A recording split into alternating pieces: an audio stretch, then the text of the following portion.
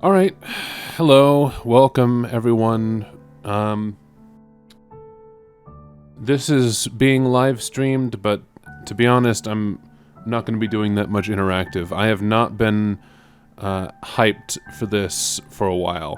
I was very excited in the beginning when I first saw that Pesterquest was going to be a thing, but a lot of the things that I've heard about the writers recently and the things that they've been doing do not sit right with me.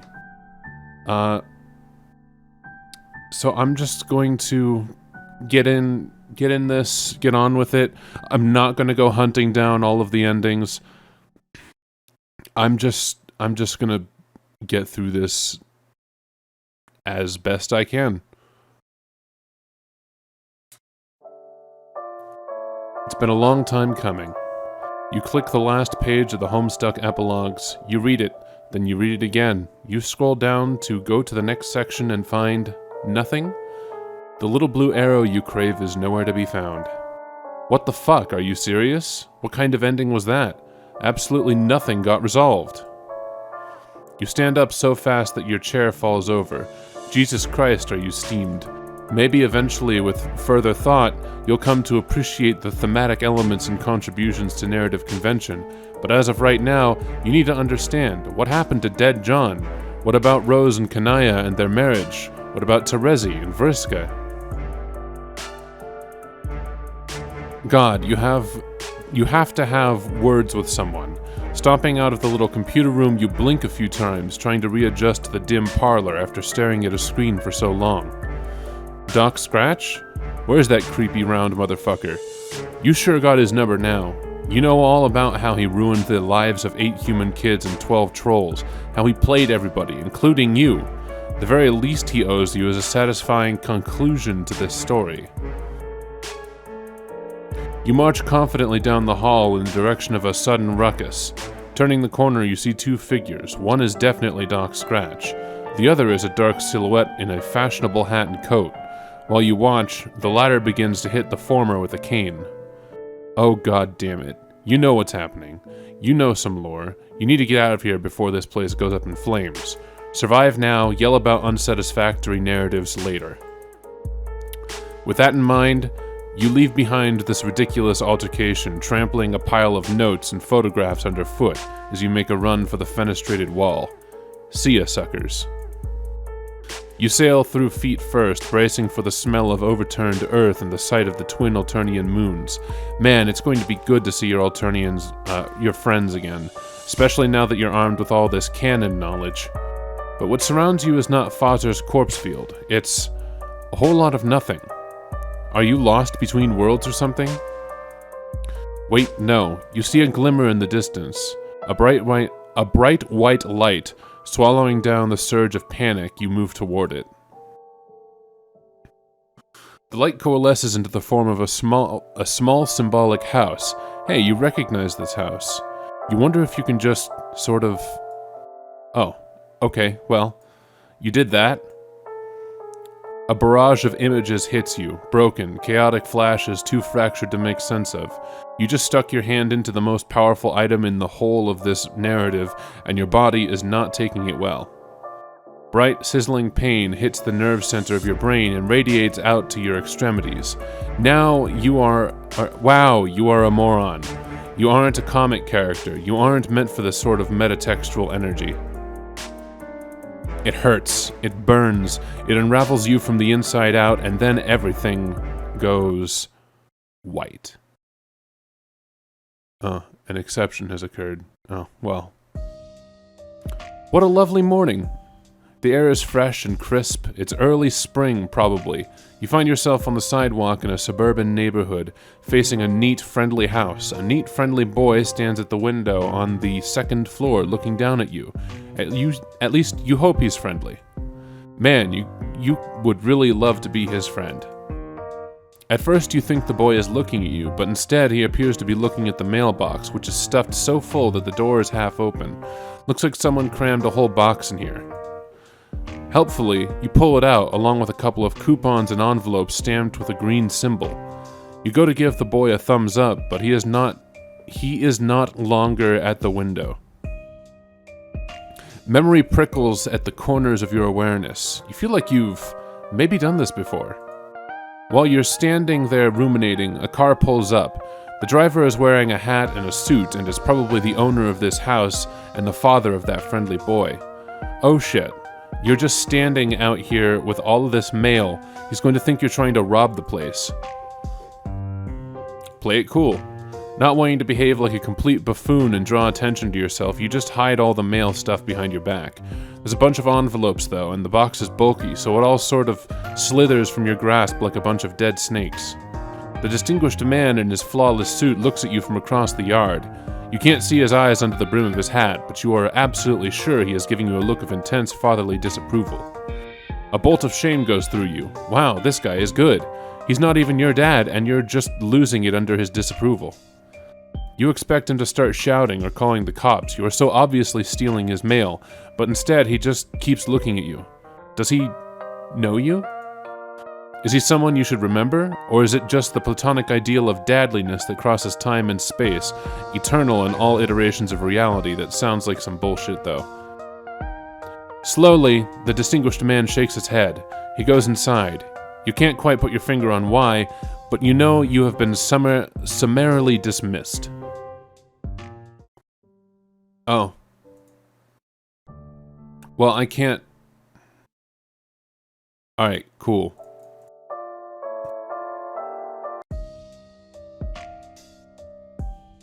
Quick as you can, you turn around and dump everything in the sewer. Whatever, it was probably all garbage anyway. Who even uses their mailbox these days?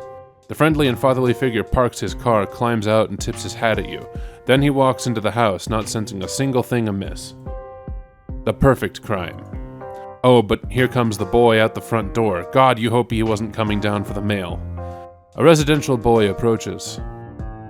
Wait a minute, this is not the same boy you saw peeking through the window. It possibly is not a boy at all. It appears to be a mysterious gentleman. You wonder what business this fine, upstanding neighborhood gentleman would have of you. Hey, I saw you standing out here messing with the mailbox. I figured you might be the mailman? Even though you're not wearing a mailman outfit. Oh yeah, that's you. You're definitely the mailman. Your outfit is, it's in the laundry today. You're just wearing your mailman hoodie instead. See this symbol? It's the symbol of, mail. Nothing stops the mail. Haha, that's great. I guess it is true after all that mailmen are completely relentless in their quest to deliver people's mail. You guys are incredible. Speaking of mail, do you know if I got any today? What? No. That red pack? Or what red package? You haven't seen anything like that. No bills, junk mail, nothing at all. The mailbox was empty when you looked inside. Well, I didn't say anything about a red package. Should I be expecting one? Come to think of it, it is my birthday, so getting a package in the mail would make sense. And if it's red, that probably means it's from Dave. He loves red. Because I guess it's cool. Oh man, I wonder what he got me. Nothing. He got you nothing, you say. Isn't he listening? This Dave fellow probably forgot his birthday due to being a bad friend. And that's why there's no package, red or otherwise. What? Oh, just kidding, you say. You're sure Dave is a great friend who cares about this kid a lot. His present is probably just late, and definitely not slowly sinking in a subterranean river of shit right now. It's not... What? That's a strange thing to say. Are you sure you don't know more about Dave's present than you're telling me? No, you say, absolutely not. Actually, he should forget what you said about the present being late. He should not be expecting a red package, not now or ever. He should trust you, because all mailmen know everything about the mail. Dang, so nothing else? Huh? You said the box was empty? I don't think I understand. Isn't that how it always is when you deliver mail? I mean, you're the guy who's supposed to put stuff in there. Yes, that's right. You're the mailman, the absolute authority over all mail, which means your word must be accepted without question when it comes to mail he didn't get today. You double-checked and everything. You looked thoroughly through your mailbag for anything with the kid's name on it, and came up empty. Sorry, dude. You have a mailbag? Where is it? Oh, whoops. Oh, that old thing? You accidentally dropped it in the sewer before the boy came outside. Oh no, that sucks. All that mail ruined. Maybe I can help you fish it out. No, you mean That's fine, thanks for offering, fine young Samaritan. But, the government will handle this. There's like insurance and such for sewer-related sewer-related postal mishaps. Oh, yeah, that makes sense, but what if you missed something in there for me? Like a game envelope or such. Are you totally sure you didn't miss something? Yes, you are sure. You triple-checked and didn't see his name on anything. Besides, it's really rank down there. Very sewery. All the mail has been befouled beyond any hope of salvaging it. Really, it's best not to bother even peeking inside. You're probably right, but... Hey, how do you know there wasn't any mail for me if you don't even know my name? What?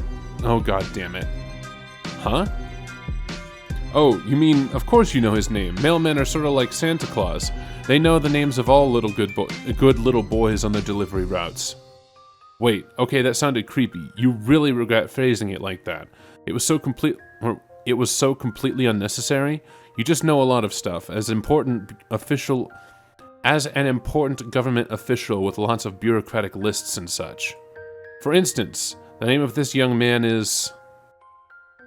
Damn, why do you always paint yourself into corners like this? All you're trying to do is make a new friend, and you somehow manage to bullshit your way through the absolute most challenging version of this conversation possible. Okay, you can do this. This man's young name is... Wow, it really could be anything. He might as well have given you a random-ass name this very day shortly before you arrived, for all you know. You'll just have to go with your gut and feel it out. A new friendship is on the line. His name is... Wait. No, he's making a bad face. You're on the wrong track. He's perking up. This is good. Nope, bad face again. It's not Jimmy or Gilliam. That's not even a name anyway. Yes, he likes that.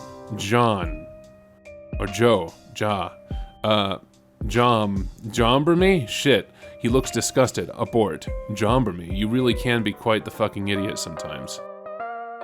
John Derson? Wait, he looked pleased for a minute, then it looked like he just sucked on a lemon. Jesus Christ, you are bad at this. You were close there. Jonderbuilt? Yikes, no, you got it. It's just John, of course. John. Of course you don't know what you were even thinking. Yes, you do. Those were just goofs. You explained to John. Mailmen love goofs. I'm having a hard time reading. It sounds like. His name is John, you say confidently, as if you had it in the bag all along. Not your non-existent mail bag, which you told him you dropped in the sewer. Your real bag, where the good shit is. Such as your incredible ability to guess someone's name in 5 or 6 tries. That's right. Heh, wow, I guess it's true then. Mailmen really do know practically everything.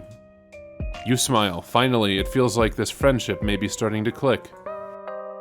It was rocky there for a while, as you had to spin an intricate, nearly flawless web of lies to smooth over the fact that you destroyed his cherished personal property, but you're pretty sure you're in the clear now, and you'll never have to justify yourself to him again. Well, as nice as it is to meet you, Mr. Mailman, to be honest, this just kind of sucks. I've been waiting for a really cool game to arrive in the mail, but it's been a few days already, and now I'm starting to think it got lost in the mail. It might just never come now, and I'm kind of bummed out about it. I had some hope it would show up on my birthday as like a present from nobody, really. Just a present out of thin air, I guess. Like it was going to be destiny or something? Oh well, I guess magic really is as fake as all the scientists say it is. You nod along very wisely. Oh yes, you say. You can kiss that game goodbye. It definitely got lost in the mail, and it is never, ever going to be delivered. The Postmaster General just told you a few seconds ago, through your wireless earpiece, which is hooked up to the US parcel mainframe. You tell John he is right to disbelieve in magic. It's fake as shit. It's time for him to get used to the idea that he will never play this game, whatever it was. It was probably stupid anyway. Most games are. He should try to get used to whatever kind of life he is going to live from now on in the absence of his dumb video game. Yeah, you're right. I think I got too worked up about it. It probably does suck, actually. I think GameBro only gave it like 2 hats out of 5 hats. It might have been even less than that, actually. God, what a piece of shit it probably was. You know, I think I have to thank you, Mr. Mailman. You've really opened my eyes today. I'm going to forget I ever heard of that dumb game and just try to enjoy my life. Talk to my friends, hang out in my room, and... I don't know. Come to think of it, maybe I was looking forward to playing that game with my friends so much because I'm lonely? I'm almost a little embarrassed to admit I don't actually have any real-life friends. Oh, this is it. This is your in. This nice boy seems to be jonesing for friendship just as much as you are. And you've laid all the groundwork for becoming his best bro so expertly. You just need to slide right into his life with just a few more sympathetic remarks. You actually have a lot of experience with this by now. You've made so many friends in so many strange places and with such mixed results, or you think you did? Actually, you can't conjure up any of their names or faces right now. It probably isn't important. Actually, let's never speak of that again. What matters most is that you're here now making a sweet new pal named John. You casually mentioned that this is the end of your mail route and you don't have much else going on in your life. Maybe you and he can hang out for a while? If he doesn't mind, that is. You want to hang out with me? Like, just a mailman and a 13-year-old boy? Just being buddies? You shrug a little, as if you don't care much, but you really, really care. Normally I would say that sounds a little strange and maybe slightly inappropriate, but what do I know? If you were a normal-looking mailman, that would probably be a shitty idea and I'd get in trouble with my dad or the authorities or something, and probably so would you. But you seem different. Like maybe you aren't even a person? Just kind of a weird, harmless-looking guy? Like an alien, but not really? You don't really know what to say to any of this. Oh man, I'm being so fucking rude, I'm sorry. Yeah, of course we can hang out. But maybe we should, keep this sort of a secret from my dad. I don't know if he would approve of me bringing a stranger into the house, even if you are very nice and sincerely concerned about my mail problems. That sounds fine with you, now that you think about it. You still aren't sure his dad didn't see you dumping all their mail into the sewer. He probably didn't. Otherwise, he would have had some words with you, surely. But still, is a risk you shouldn't be taking under these delicate circumstances. There's a friendship on the line. Okay, I'm glad you agree. It sounds like we have a sneaking mission ahead of us.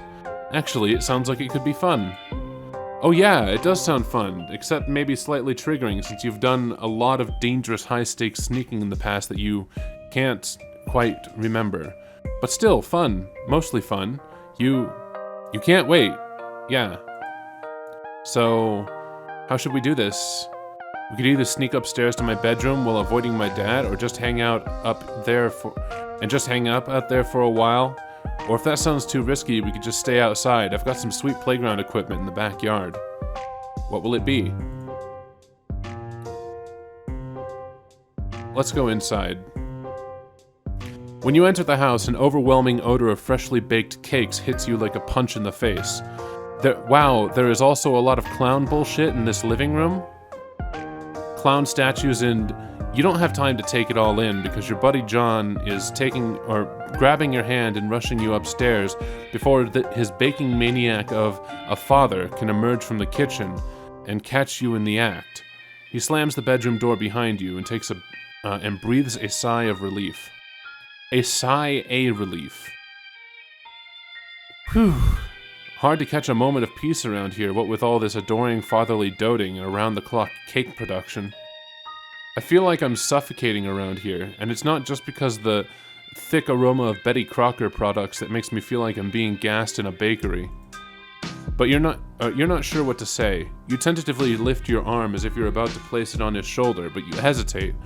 Is this an abusive domestic situation? You don't know if you have enough information to make that judgment yet, but you are concerned.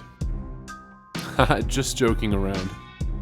I mean, this baking shit is all a bit much, the clown obsession too, but I love my dad, he's great.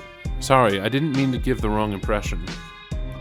That's a relief, you guess. Not that you weren't ready to jump in and be whatever kind of supportive friend this boy needs. Suddenly you notice a bunch of movie posters on the wall. Oh wow, these are all really bad? You don't dare to say such a thing to your new friend, though. You immediately begin lavishing praise on all of them, especially that one, which appears to be Mac and Me. Oh, for fuck's sake. When it rains, it pours, you guess. Nevertheless, you insist it is one of humanity's peak cinematic achievements. Mac and Me? You seriously like it? Personally, I think it's a piece of shit. I just have it up there because, well, I don't even know why. Not even I can defend the film. To each his own, I guess. I'm happy to hear you like all the other movies, though. They're all incredible. You have good taste. Except for liking Mac and Me, though. It's complete garbage. Okay, you can admit you got a little overzealous there. Maybe dial it down a notch? You really don't have to try so hard. There is a moment of awkward silence. You hadn't really thought this far ahead, and apparently neither has John. There must be something you can both do to advance this friendship. He's starting to look self-conscious now. Poor friendless kid really doesn't know how to entertain anyone in his home, does he? You can see now that your friendship is needed more. You can see now that your friendship is needed now more than ever. You have to step up. So, what do you typically like to? Suddenly, something gets John's attention. It's coming from his computer. Oh, hey, can you hang on a second? My buddy Dave is pestering me. John settles behind his desk. Dude, what are you doing? Dave, you'll never guess what I'm doing right now. Are you opening the birthday present I got you? Oh, no. Sorry, Dave, but I think your present got lost in the mail. Unfortunately, I think it might be gone forever. John, what the fuck? Maybe you can just send me another one, whatever it was? Dude, no. The thing I got you was fucking priceless and irreplaceable. If it's lost in the mail, there's literally zero chance you will ever see another one like it ever again in any way, shape, or form. Wow. That sucks. Oh well, whatever. To be honest, it's probably the fate it deserves. What was it? Never mind, just some more ironic trash from your best and coolest bro in the world. Just forget it.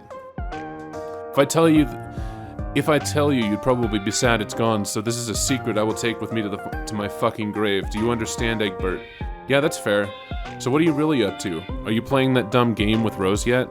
What? Oh no. That got lost in the mail too. It's also gone forever. Holy fucking shit, John. I leave you alone for 2 seconds and everything goes to hell. This is why I can't stop pestering you for even a second. You just lose complete control over your life the moment I turn my back. How do you even know it got lost in the mail? Like, how can that even be formally verified in any way you haven't even been waiting for it that long? Because the mailman told me so. What? Okay, I know I say this almost every day, but that actually is the dumbest thing I have ever fucking heard. It's true. He was quite sure about it. First of all, John, mailmen don't know shit. They're just guys who walk around handing out letters and stuff. They have zero knowledge of the greater workings of the mail, let alone the specific fate of any given package. Unless there's a tracking number or some shit, but even then, the mailman isn't really the guy who deals with that. The only way a mailman would know for sure if some mail got lost is if he was the one who lost it, or like deliberately fucking destroyed it.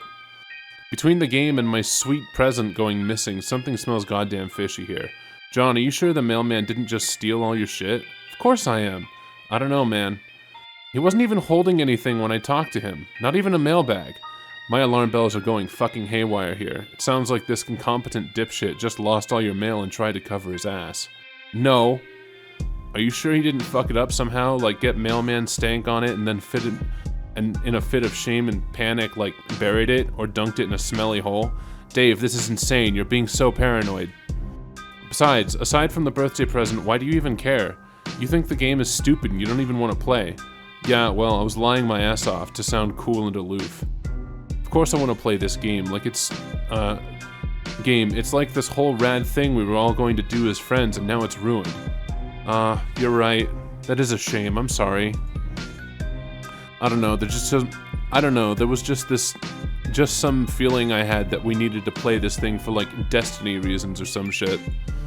Sorry to blow my cool cover and start sounding like Jade or whatever, but I'm kind of pissed off now, especially now that I know you won't get your sick bunny. Bunny? Forget I said that. Lol, okay. Anyway, all that aggravating bullshit aside, what were you gonna say? Oh right, I made a new friend. What? A friend? Bullshit. No, it's true. John, this is so unlike you. You don't have fucking friends. None of us do. We're a bunch of total losers. I know that, but today is a different story. I think I might be branching out a little, socially. Like, turning a corner and becoming a valid and legitimate person, well on his way to adulthood.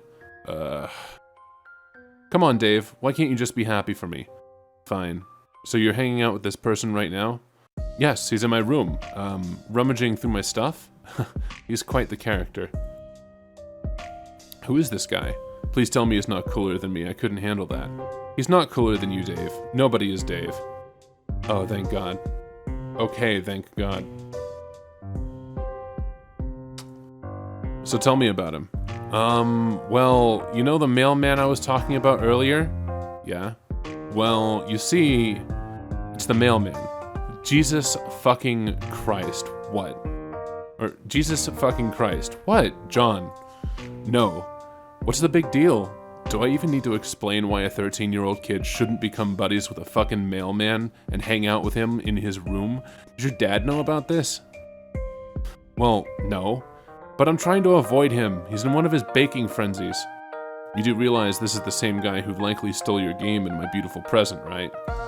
He probably sold them on the black market, or worse, he did something fucked up like flush them down the toilet. He didn't do that. Dave, it would make no sense to do that. You're being crazy. Okay, dude, but you're the one chilling with a random postal worker in your bedroom on your B-day. I'm just looking out for you. What sort of sick fuck would even want to come in your house? How old is this fucking guy anyway? I don't know. He seems to be sort of ageless? What? Dave, that's the thing. He's barely even a person. He's just a friend. I feel like I'm losing my mind. Listen, I don't expect you to understand. He's just a fun, harmless person who appears to have no particular defining qualities whatsoever. What is so crazy about that? Nothing, I guess. I don't even know anymore. Well, it seems he got a little bored, while I've been talking to you and has spread most of my belongings across my bedroom floor to examine everything. And now he's just messing with stuff, like my magic stuff. It's pretty cute. I like this guy. John, I'm gonna run something by you. I hope you don't blow your mind or something, but what if this guy isn't even a mailman? What? Dave, no, I refuse to accept that. Okay then, genius, tell me this. What is he wearing? You said he has no defining qualities. Well, clothes are definitely defining qualities, so what are they? Okay, he isn't wearing anything but a sweatshirt, but I didn't want to mention that because I knew how it would sound. I see. So, no mail uniform, no mailbag, no like fucking mailman hat, just no pants. Yes, but that's not weird or anything. I told you, he's like a pet? Shit, that's probably condescending. You know what I mean. You know what I mean. Part generic person-y type guy and part like just a fun, friendly sort of humanoid creature? I'm not really explaining this well. The point is, he said he's a mailman, and I believe him, because he's my new friend. End of story. Okay, he's the fucking mailman. I don't even care if you think he's fine then, okay, whatever. So like, cool, guess we have a new friend. Do I get to meet the mailman sometime or what? That's a good question. I hope so. I wouldn't be surprised if he found his way over to you. I can't put my finger on it, but something tells me he is a well-traveled fellow. You really think he's gonna go, or you really think he's gonna well-travel his ass 2,000 miles over here to come visit me? You never know. Mailmen do get around after all. Shit, that checks out actually. Okay, I'm kind of excited now. Yeah, that's what I like to hear. I should probably get going. He's really going at it over there with all my bedroom crap. I don't want to be a rude host. Alright, I'm gonna leave you boys to it. Happy birthday, dude. Thanks, Dave.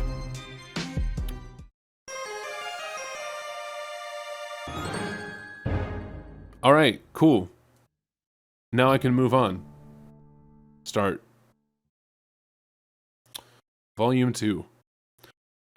On the advice of your friend John, you go to visit one of his close comrades. Close only figuratively speaking, since it seems she lives all the way on the other side of the country. That's no problem for you though, since your new powers let you hop anywhere, anytime, even to places that don't exist.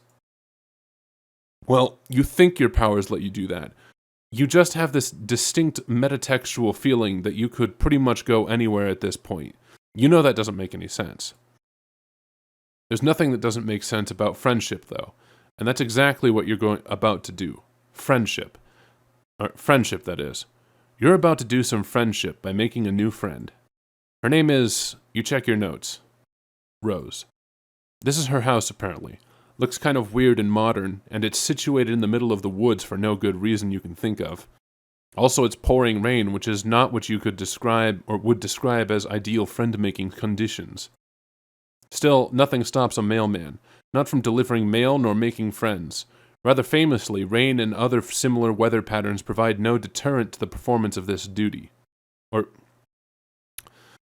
Rather famously, rain and other similar weather patterns provide... Okay, nothing stops a... Right. Sorry, brain had a... Still, nothing stops a mailman, not from delivering mail nor making friends. Rather famously, rain and other similar weather patterns provide no deterrent to the performance of his duty.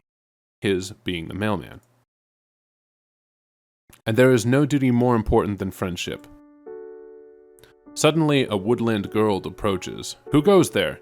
Oh, it's your new friend Rose, obviously. There is literally no one else this could be. You introduce yourself. You are the cool mailman who John told her to expect a visit from soon.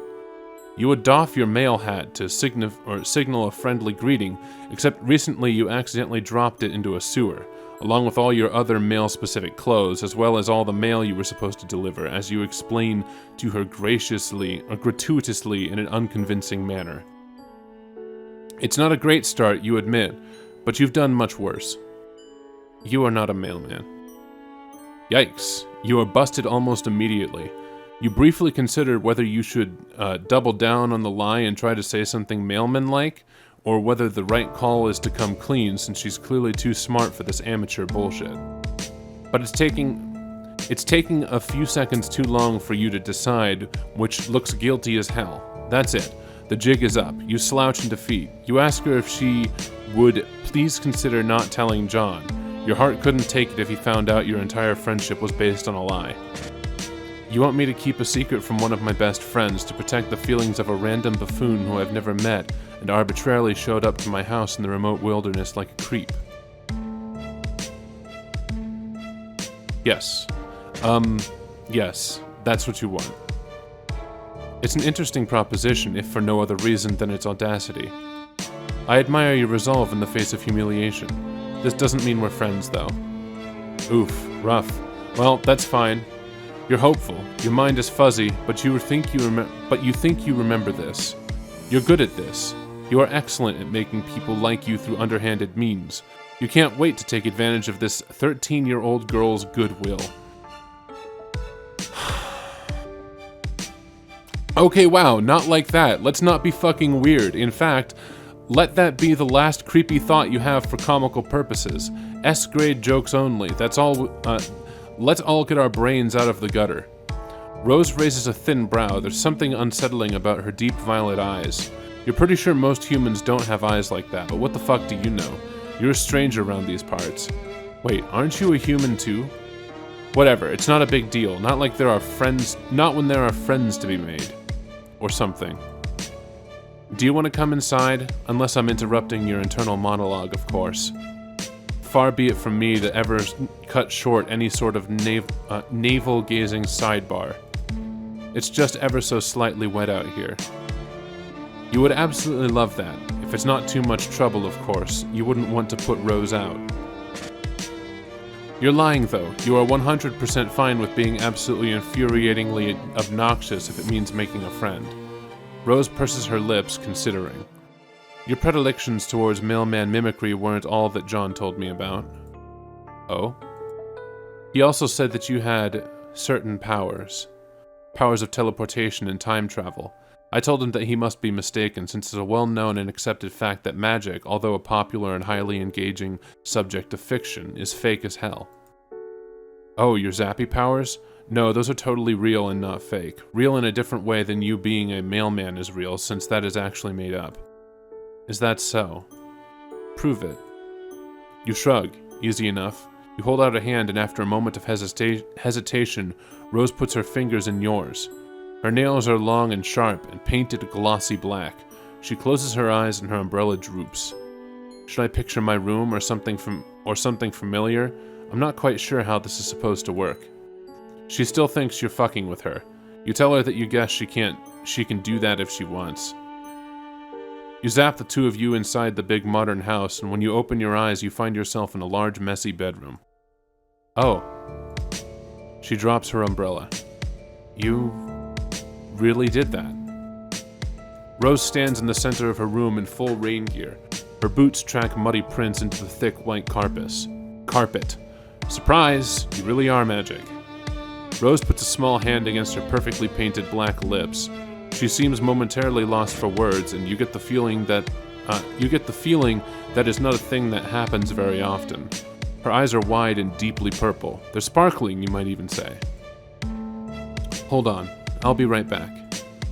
Stay here. Don't go into the hall. Or don't go out into the hall. It's not safe. You tell Rose to take her time.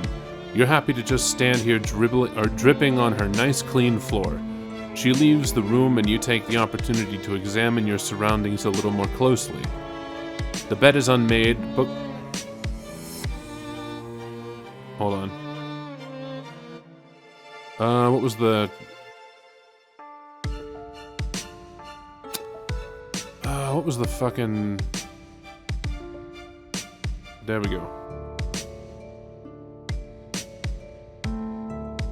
The bed is unmade, books are strewn over the floor carelessly, and a collection of half-drunk cups of coffee crowd the desk.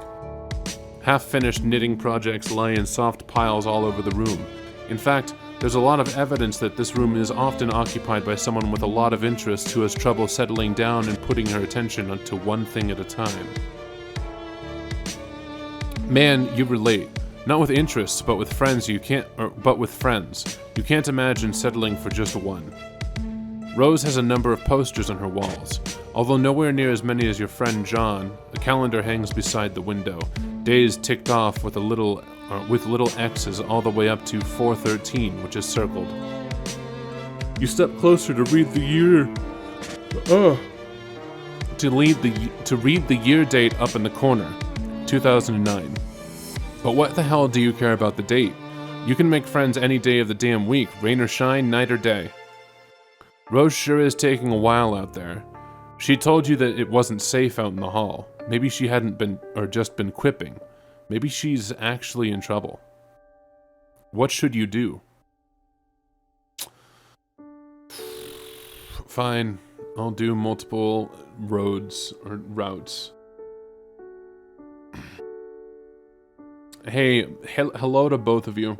Sorry, I'm recording and I'm just plowing through this because I know that there are points in the future that I am not going to be happy with. So, welcome Albino Fox, welcome Clever Desert Fox, and welcome 76. I'm not saying the first part of your name. Let's go look for her. You are too anxious to sit still, and you aren't the sort of person who just sits there and waits for friend opportunities to fall into their lap. Better to run headlong into danger, or as much danger as a minimalist upper-middle-class house in the middle of the woods can offer. Rose had told you that it isn't safe. You creep out into the hallway, where a bunch of things happen more or less simultaneously, a deluge of quick-time events that you had no idea were coming. Lightning flashes in a perfect jagged line across the tall window at the end of the hall, followed immediately by a crash of thunder so loud you think the house might be falling down. Abruptly, all the lights go out. Another flash of lightning, and for a vertiginous moment you see a long, thin figure superimposed against the window. You freak the fuck out, jumping about a foot in the air and yowling like a cat. A small hand lands on your shoulder and you jump again. Calm down, it's just me. Rose speaks in a normal tone of voice and it's jarring. The house is echoey and cavernous, and there's just something about a dark house on a stormy evening that makes you want to whisper. I told you to stay put for a reason. It's too early for my mother to be sauced enough not to notice random strangers in her house, and I don't want to go through the tedious process of explaining who you are. You have a perfectly understandable reason for why you left, and the reason is that you were lonely. Rose snorts. Cold. You mean you were cold? Well, you are soaking wet. Follow me. She grabs you by the wrist and tows you down the hall. You wonder if you should warn her about the strange wraith-like creature you saw by the window, but you don't want to freak her out. Although her mom might be at risk too. Whatever, moms are tough. She'll be fine. This probably isn't the first time she's gone toe-to-toe with a weird Slender Man. This house looks haunted as shit. Rose brings you to a dark laundry room, then motions you to take off your hoodie, which you do gladly because it is soaking wet. That's interesting. The design on the front, does it mean anything? Oh, yeah, it is kind of cool. A blue line that zigzags on one end like lightning. Looking at it makes you feel unsettled. You realize Rose is still waiting for a response, so you just hand her the hoodie and tell her no. You're pretty sure it's just an abstract sign.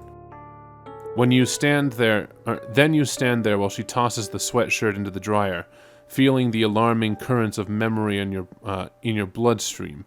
You're sure there must be something you forgot to do. You continue to feel weird as Rose hits the dryer button and nothing happens. Fuck. She hits the button a few more times as if that will make a bit of difference when the power is out. She presses her thumb and forefinger to the bridge of her nose. Well, you aren't going to fit into anything of mine. She leads you down more long dark hallways. Man, this house is unreasonably huge. You ask Rose if a lot of people live here. No, it's just me, my mother, and a horde of liquids not soluble in water. Here, try not to drip on the carpet. You aren't sure how you're supposed to manage that, but okay. This room is large and dark, and when Rose parts the curtains, a flash of lightning illuminates a four-poster bed, a long counter, and a shelf covered head to foot in bottles. Rose vanishes through another door, leaving you to peruse. This is all liquor. Shit. This is a lot of booze. Here, I'm not sure what you would want to wear, but this should work until the power comes back on and we can dry your clothes. Rose hands you a long silk robe. She won't miss this. I don't think she's ever even worn it. She has this whole closet full of fantastic clothes that she never puts on. You take the robe and go into the large master bedroom. It's kind of a mess. Bathroom, not bedroom. The tub looks like it hasn't been cleaned in a long time. The robe gives you the same knotted feeling of familiarity that looking at your hoodie did, but you put it on anyway. It's a relief to get out of your wet clothes. You hang them carefully on the shower rod. When you head back out into the bedroom, you find Rose standing in front of the wall of liquor. She's holding a bottle of Grey Goose and squinting at the label like she's trying to read the nutrition facts. I've often wondered what exactly the merits of consuming this are. It tastes, quite literally, like burning. She opens the bottle, and before you can protest that she is in by no means the legal drinking age in wherever the fuck you are, she puts the bottle in her mouth and takes a sip. She sputters. Blah. That's terrible. You could have told her that. Straight vodka isn't for the uninitiated, even fancy vodka. You take the bottle from her, she hesitates for a moment, then lets it go. You set it back on the shelf. This really is quite an impressive liquor cabinet, liquor wall, liquor room. Her mom must really have a refined palate. Don't strain yourself. You can say it. What's the point of mincing words? She's a fucking alcoholic. Wow, this is intense. You're not sure if you're prepared for something this heavy. You were kind of counting on some silly shenanigans. Maybe a couple funny jokes. You aren't cut out for this. You get the feeling that at some point, you might have been cut out for this. You might have been the sort of person your friends or potential friends could count on. In fact, you know on some level that this is true, but whenever you try to nail down any sort of specifics, you find a gaping lacuna in your experiences. It's all just white noise. Rose's shoulders slump as she stands surveying her mother's bottles. She doesn't even have the decency to hide her distasteful habits. Who needs an entire wall of liquor bottles? She doesn't even have people over. She doesn't have any friends. This is all just for me. It's her passive-aggressive act as a femme fatale 1950s housewife with a death wish. I said, did I say housewife? I meant housewife. It's just like the wizards. Wizards? Don't worry about it. You know how long it's been since I've had a home-cooked meal? And I'm not saying that I require or even deserve a lovingly crafted culinary masterpiece every time I sit down to eat. That's going a bit far. I know John complains about being plagued by fatherly concern every chance he gets. He is overwhelmed by pastries whenever he ventures from his room. I'm glad my mother doesn't poke her considerable nose into my private affairs. But I'm sick of eating oatmeal. Rose. I told you, don't worry about it. But you will worry about it. You worry about all your friends, all 2 of them. Rose smiles with half of her mouth. It seems to be about all she can manage. Lightning crashes. She looks so small and sad against this wall of bottles. You know how to fix this. Thunder rolls and you clench your fist. A friendship clench. You don't know who you are. You don't know why you're here, but you do know that you surely have these powers for a reason. And what better reason than helping a poor young girl with her troubled home life? Rolling up your floppy sleeves, you get to work. What are you doing? You start with the dark liquors first. In your experiences, those cause worse hangovers and are more likely to contribute to the absence of hot, motherly meals and the overconsumption of oatmeal. You grab 2 bottles of rum and 2 bottles of rum and 1 of bourbon, which you tuck in one armpit. Then you zap out of the house and into a clearing in the nearby woods. A couple of hours ago, before it started raining, you drop the bottles and go back for more. Are you just stealing all of my mother's liquor? Is this your solution to her alcoholism? Don't worry, Rose can thank you later.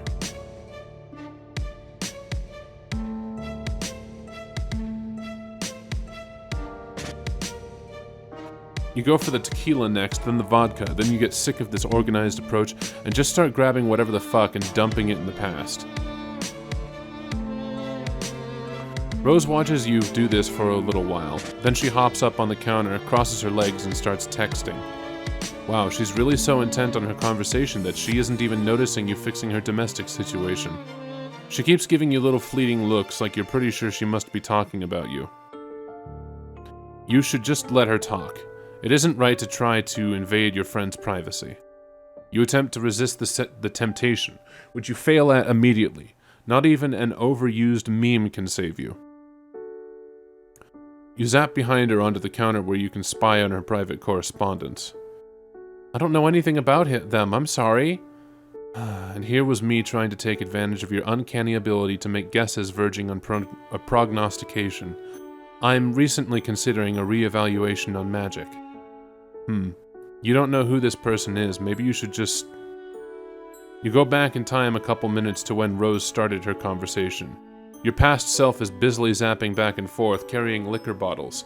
You hunker down so you don't see yourself and cause a paradox or whatever the fuck. Out of morbid curiosity, to shine a light on my future, I come with metaphorical hat in hand to ask you to consult your dream clouds. Do you happen to know anything about a strange cardboard cutout creature masquerading as a mailman? Are you sleeping? Sorry, I had to scold Beck. He's been acting really weird all of a sudden. Anyway, is this about the same mailman that John was talking about? The fake one who hung out with him? That's the one. They are currently emptying my mother's liquor cabinet in an attempt to prevent her from overindulging herself. Oh, are they drinking it? No, I think they are just dropping it into the woods with their magic powers. Oh, Do they know that she could just go out and buy more liquor? That's something you can do where you live, right?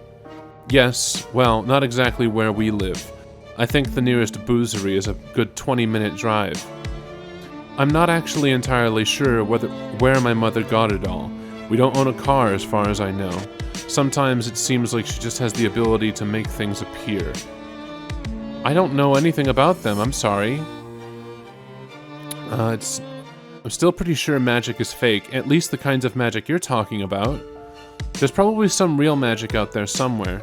Yes, for instance, the sort that lets you spy on your hostess's private correspondence while you're stealing her mother's libations. You freeze. With a contrite zap, you reappear in front of Rose. With a contrite zap, you reappear in front of Rose.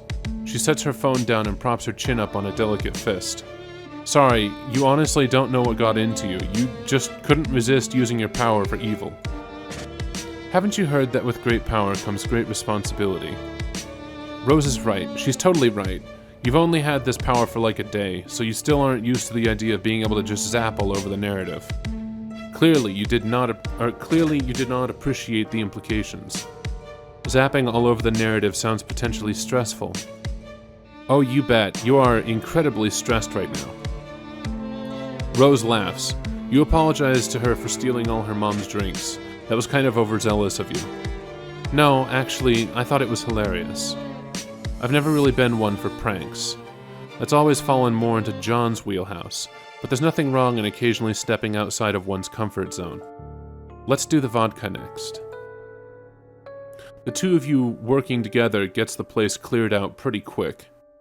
You zap Rose along with you to the bright clearing in the field, and for a moment she just stands in a sunbeam, blinking up at the cloudless sky. Her expression says she still might not be totally convinced any of this is happening. When all of the liquor has been transferred from the bedroom to the woods, in a big, glittering dragon's hoard of booze, you and Rose fall down next to it in a messy heap. Well, you fall into a messy heap. Rose lowers herself daintily, sitting more on her knees than her butt, probably to keep her skirt from getting dirty. You get the idea that even though she lives in the middle of nowhere, she doesn't spend a ton of time outside. You tell her again that you're sorry you'd spied on her correspondence with her green friend Gigi. Also, you hope she isn't going to get in trouble with her mom. I'm not unduly concerned. I'll tell her where it all is in a couple of days, although by that time I'm sure at least a good third of it will be water damaged. I'm sure this will have fantastic implications for our relationship and not at all exacerbate the emotional problems underlying her addiction. You laugh awkwardly. Well, now you kind of just feel like an asshole. Rose lies back on the grass and raises a hand to trace the curves of a fluffy white cloud. She closes her eyes. Perhaps it's just projection on my part, or wishful thinking. But ever since I met you, I feel like something has changed. Or rather, something has failed to change, if that makes any sense. It's probably nothing. Her eyes flicker back open, endlessly purple, fixed on the sky like she can see something beyond it. And once again you feel that there's something really crucial that you forgot. But at least you've made a new friend, and even if you don't think Rose's brand would ever allow her to call you as such, you're lying on a sunny clearing next to a pile of alcohol, and honestly, it doesn't get much friendlier than that.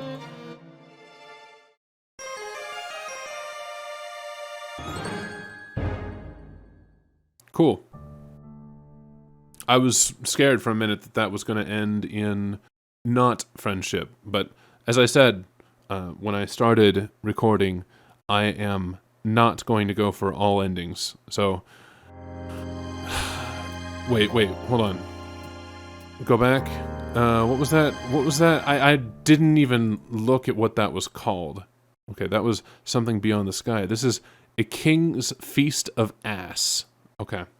Alright, just had to be sure I was reading that right. Let's be real. As much as you enjoy your new friends, they all seem a little lonely. Like, maybe they don't have any friends besides the one they talk to online. Or besides the ones they talk to online. Is online friendship a reasonable alternative to a more traditional face-to-face friendship? Are relationships, and dare you say families that you choose, not just as important, if not more so than those you are able to touch and... Hold on.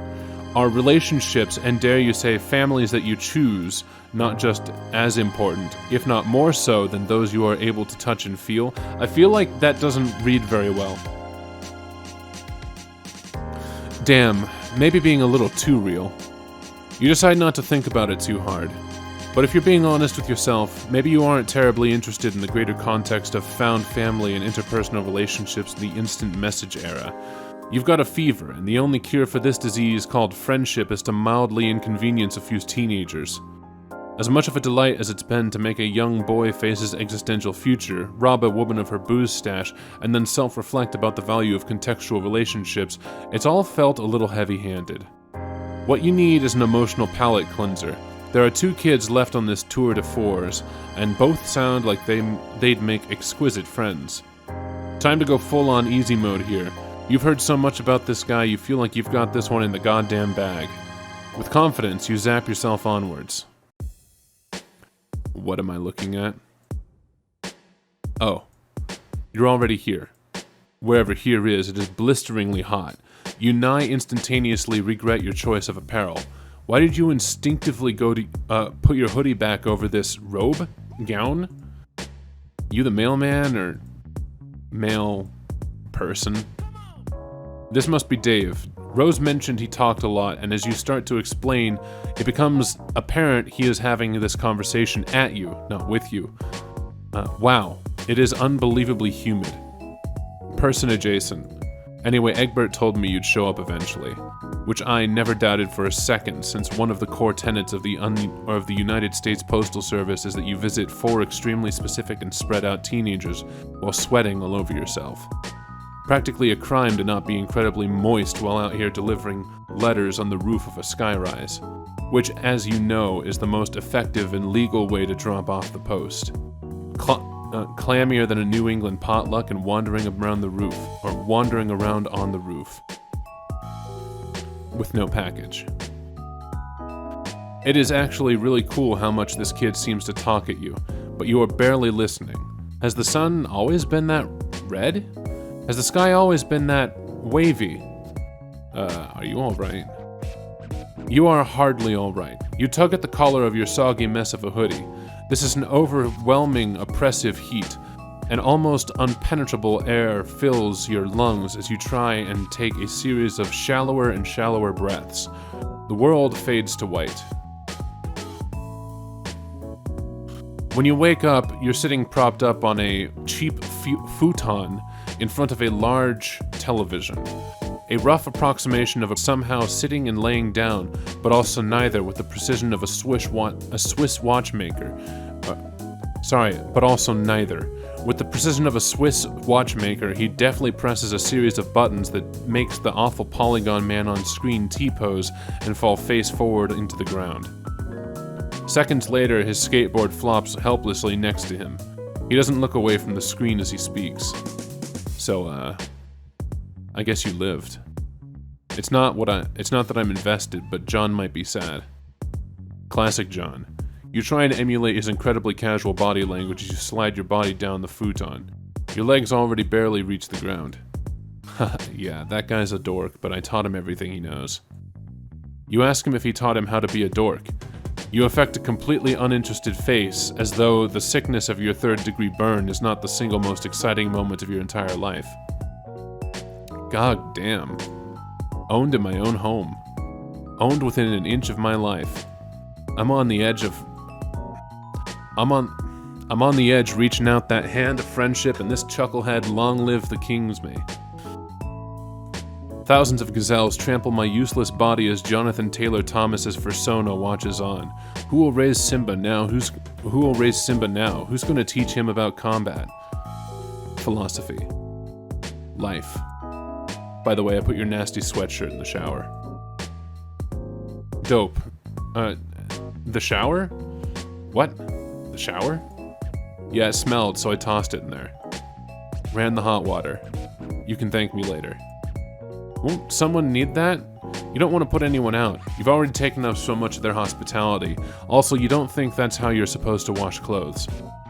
Nah, my bro's out for a while. It happens sometimes. Probably puppet related.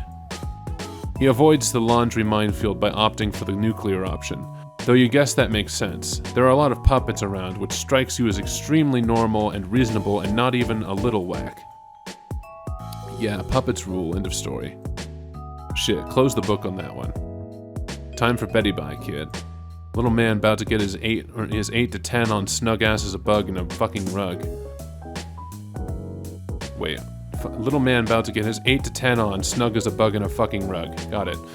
Tucked the fuck in tight as he can be on his way to Slumberland. Nemo who? Never fucking heard of him.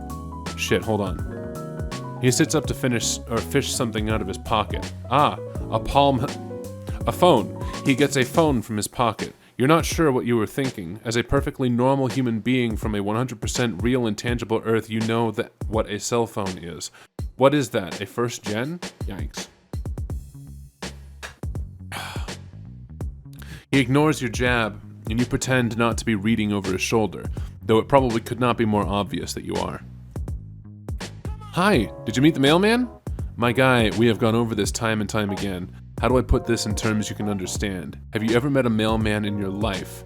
Even in that shitty Costner flick the dude has the decency to at least wear the outfit. Haha, I knew you watched it. No, I'd never waste my precious time watching even a single one of the Z-list garbage you tried to wreck me. I'm just stating the cold stone facts, or stone cold facts.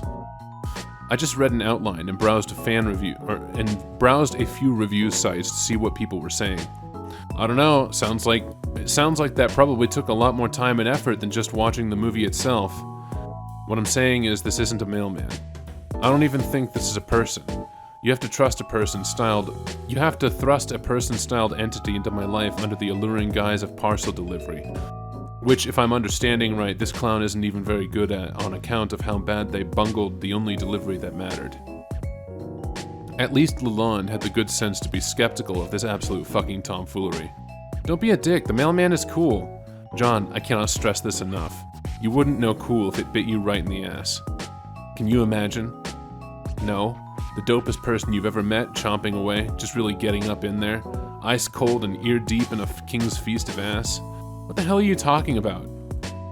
Try to keep up, Egbert. This will be on the quiz. He looks uncharacteristically startled as he glances back in your direction to find you only a few inches away, adamantly reading his private conversation with a friend. Jesus Christ, you're like a cat. How much of that did you see? You definitely didn't see him having a playfully flirtatious chat with a longtime friend, if that's what he's asking you. Dave desperately tries to refocus on his game hijinks. He makes his character, who you can see he has named Tony Cock, do what could be described as some insane flips and shit. Masterful. There's nothing at all flirtatious about two bros discussing eating ass. Just being straight as two arrows who are also straight. I mean, how would that even work? It wouldn't, that's how. That's all there really is to say about that. You reassure him that it is okay to be honest about his feelings. You're not here to judge him. John seems very nice. They would be cute together. Together? Like how? No, don't tell me. I actually don't even give a single shit about this line of thought. You might not have picked this up, but I'm definitely 100% not a homosexual. Pretty much crawling in the moist, voluptuous hose on the regular. Wait, hoes are real? Hell yeah, hoes are real. And they're damp? Shit, it's like I gotta start at square one with this hapless asshole. What school do you go to? The utter astonishment you feel at this earth-shattering revelation sends your consciousness for a spin, but you manage to steel yourself. This isn't your first tough customer. You tell Dave that hoes is a gender-neutral term. Anyone can be a hoe if they believe in themselves. Hoe-like behavior knows no limits, no master. Despite just learning that they were real mere moments ago, you are confident that to be a hoe is to be free. Oh. That's pretty dope, I guess. It's not. It's not like I've ever thought of it. Or like I've never thought of it. I mean, for the ironic payoff, obviously. Can you imagine the look on his face? His best bro coming up to him with some dire news. I look at him in his eyes, red with tears, as I look up at him eyes. Oh, okay. Right.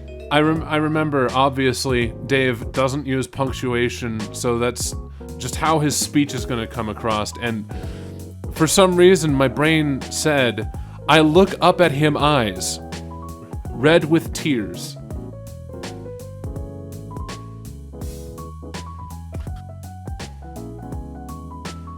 Okay. I look up at him, eyes red with tears, as I put a hand on his shoulder and say, John, not to alarm you, but I'm gay now. Your clueless dipshit wishes have finally won me over. No, that sucks. His speech has become even quicker than normal as he stands and paces frantically around the apartment, completely abandoning his poor Tony. I mean, and this is purely hypothetical. If I liked anyone, which I don't on account of being too fucking smooth to tie myself down, it would probably be another one of my friends. You don't know her. She's not from around here. So that basically means I can't have a thing. a thing. For John. Case closed. By unanimous decision, the jury finds in favor of the defendant. Me. It seems to you like he's got a lot to think about, and this is a little heavy for the first meeting. You already feel emotionally exhausted. No fucking way we're in this for the long haul, partner. We are entrenched in this shit. You and me are fighting on the front lines of is he isn't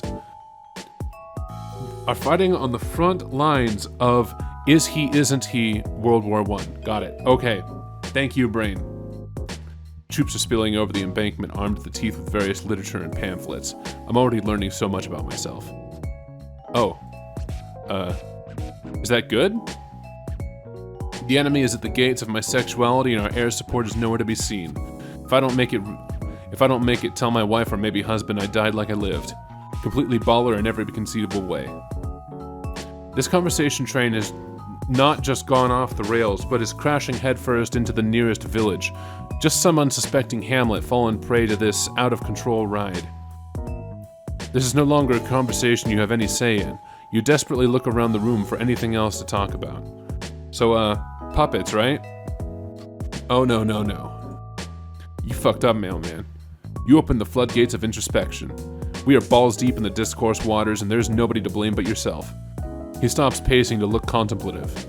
His voice lowers to a mumble. Is he still talking to you? Does he still want to talk about this or not? It is nearly impossible to tell.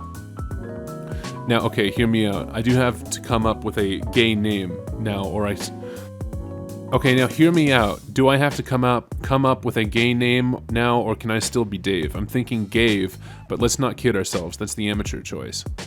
Obviously, my full title would be Gave Strider Dick Rider. Okay, that's enough. There has got to be a better way than this. You are so tired. Okay, so Dave going full gay is not the way. Dope. You are definitely the sort of person who says dope often and casually. You tell him dopely that you are a person who is not caught in the small details of decorum or personal propriety. In fact, it doesn't bother you at all that he took your only worldly possessions and tossed them in a shower while you were unconscious. What's some light corpse looting among... Wait. I need to... Was that... I forgot if there was a second choice down that line. Okay. While it dries, you can wear one of my bro's shirts. He usually has a fresh stash hidden in there. Dope, tight, sick. Nothing weird about hiding some shirts in the living room. Just gonna have a look-see. Holy shit. There are a lot of puppets in here. Yeah, dude, puppets own. Enough said. My bro's got the market cornered on puppet-based endeavors. Backed up against the wall like a feral beast hissing for more plush-oriented content. Little guy's probably just scared. Just wants to protect its nest and mouth-to-mouth feed its babies only the choicest puppet smut for a reasonable fee. What the fuck does any of that mean? You look back to Dave, but he's on his phone. God damn, that is so cool, actually.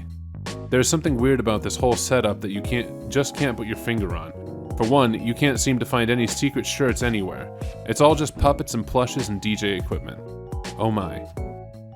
Yeah, with my bro, you have to think of the potential for ironic payoff.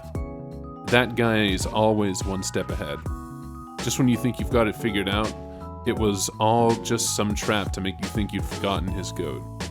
But that goat is long gone. Makes you think maybe there never was a goat. Maybe it was some other barnyard animal all along. You've been duped into looking for a goat like some dumb asshole. Or maybe the goat gets you really subvert the whole thing. You take a second to wonder if he is really using the term ironic correctly in this instance. By dictionary definition, yes, a goat getting you is the opposite of how the situation should go. Thank God you settled that. As you are about to reassure Dave that this joke tracks, you catch some movement. As you are about to reassure Dave that this joke tracks, you catch some movement in the corner of your eye. Was that A camera? It couldn't have possibly been a camera. Oh, nope, there it is again. There is a camera coming out of the ice dispenser. It whirs softly as you approach, its mechanical eye trained on you. How long has this thing been watching? Is this Dave's? You lean in to take a closer look, but your foot catches on something. You fall flat on your face.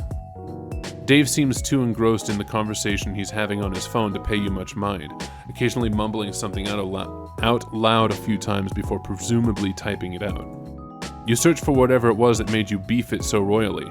You know, beef it, like fall down. That was a real phrase that humans say. A small tripwire stands taut a few inches off the ground. You must not have disturbed it enough to set off whatever contraption it's attached to, apparently.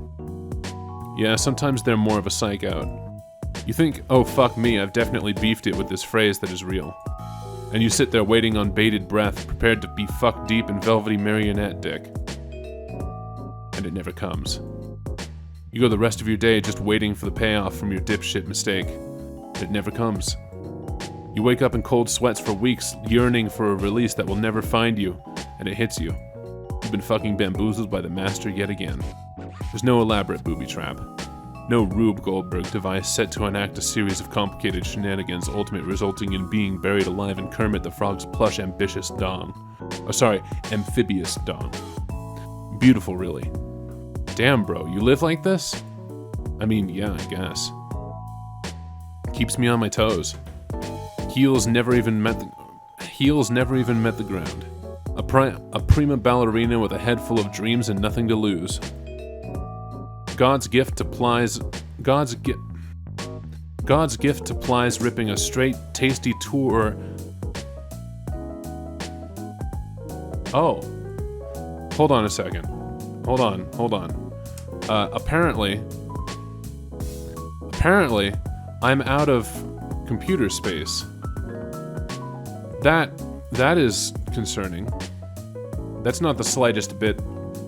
No, what? No, bullshit. I still have almost an entire terabyte of memory. Don't you fucking try this with me. Don't you fucking dare.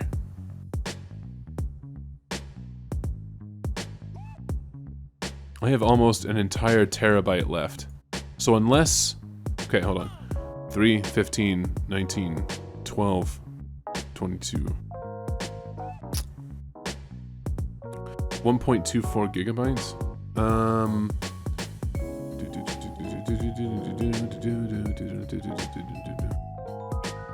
Hold on, I'm gonna check this real quick. Media player encountered a problem while playing the file? Oh, of fucking course. I got it. I get you. I see what's going on here. I understand. We're going on this fucking route, huh? We're gonna go down this road? We're gonna go down this road where apparently my fucking files just stop. Great, cool. Alright, cool. Cool.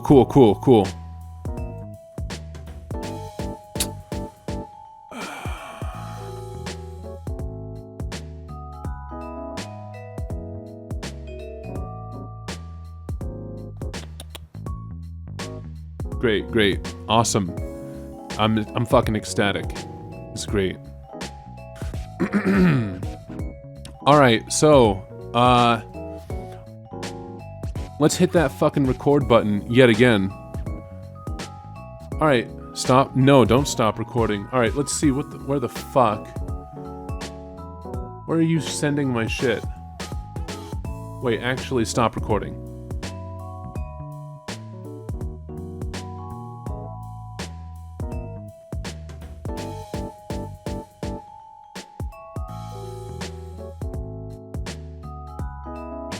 Okay, yeah, it's sending them right fucking there. Alright, cool. Fucking great. I'm so happy that this shit happened. Alright, so I guess I'm just gonna have to fucking download, I'm just gonna have to download my fucking VOD from Twitch and just go with that. Whatever. Cool. I don't want to do that, but fuck it. God's gift applies ripping a straight, tasty tour and layer for my adoring fans. Fuck my... Okay. They go apeshit for this sort of thing, but it's just another day in the life of Dan Shure extraordinaire Dave Strider. Haven't fallen for a trap like that since I was a baby. Trained. Real rookie mistake, mailman. Looking tired, maybe. Drained. Oh my god, is he mumble rapping at you like this is... or... mumble rapping at you? This is the greatest day of your life. Got more plush ass than a puppet lost and found. King Strider drops the illest fires, 'cause heavy is the crown. Rhyming puppet with puppet.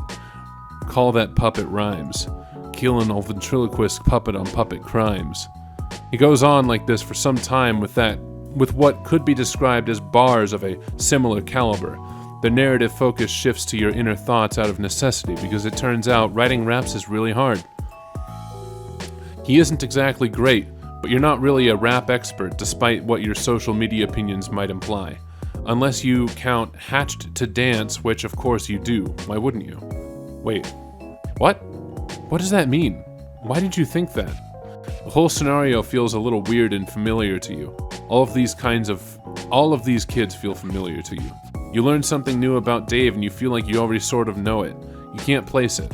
Despite having met Dave no less than half an hour ago, something feels just slightly off about him. Something about his actions feels so performative in nature, like he's pantomiming in front of an audience. As Dave continues to rap, you remember that you are in front of an audience. You cast a glance over to the camera, but also to the hundreds of stuffed little creatures staring at you with their lifeless eyes. Amidst your revelation, we check back in on Dave, because I'm getting paid to write this, so I should probably make the fucking jokes already. Alright, a little bit of meta commentary, got it. Master of my tool, I'm the ace, hardware, got more hose than a gardener, yard care. Nice. The chaotic and surreal energy of this scene sends a shock of nervous energy down your spine. You feel alarmingly nude without the comfort and familiarity or familiar warmth of your sweater. There is something about it that grounded you, something that felt like home.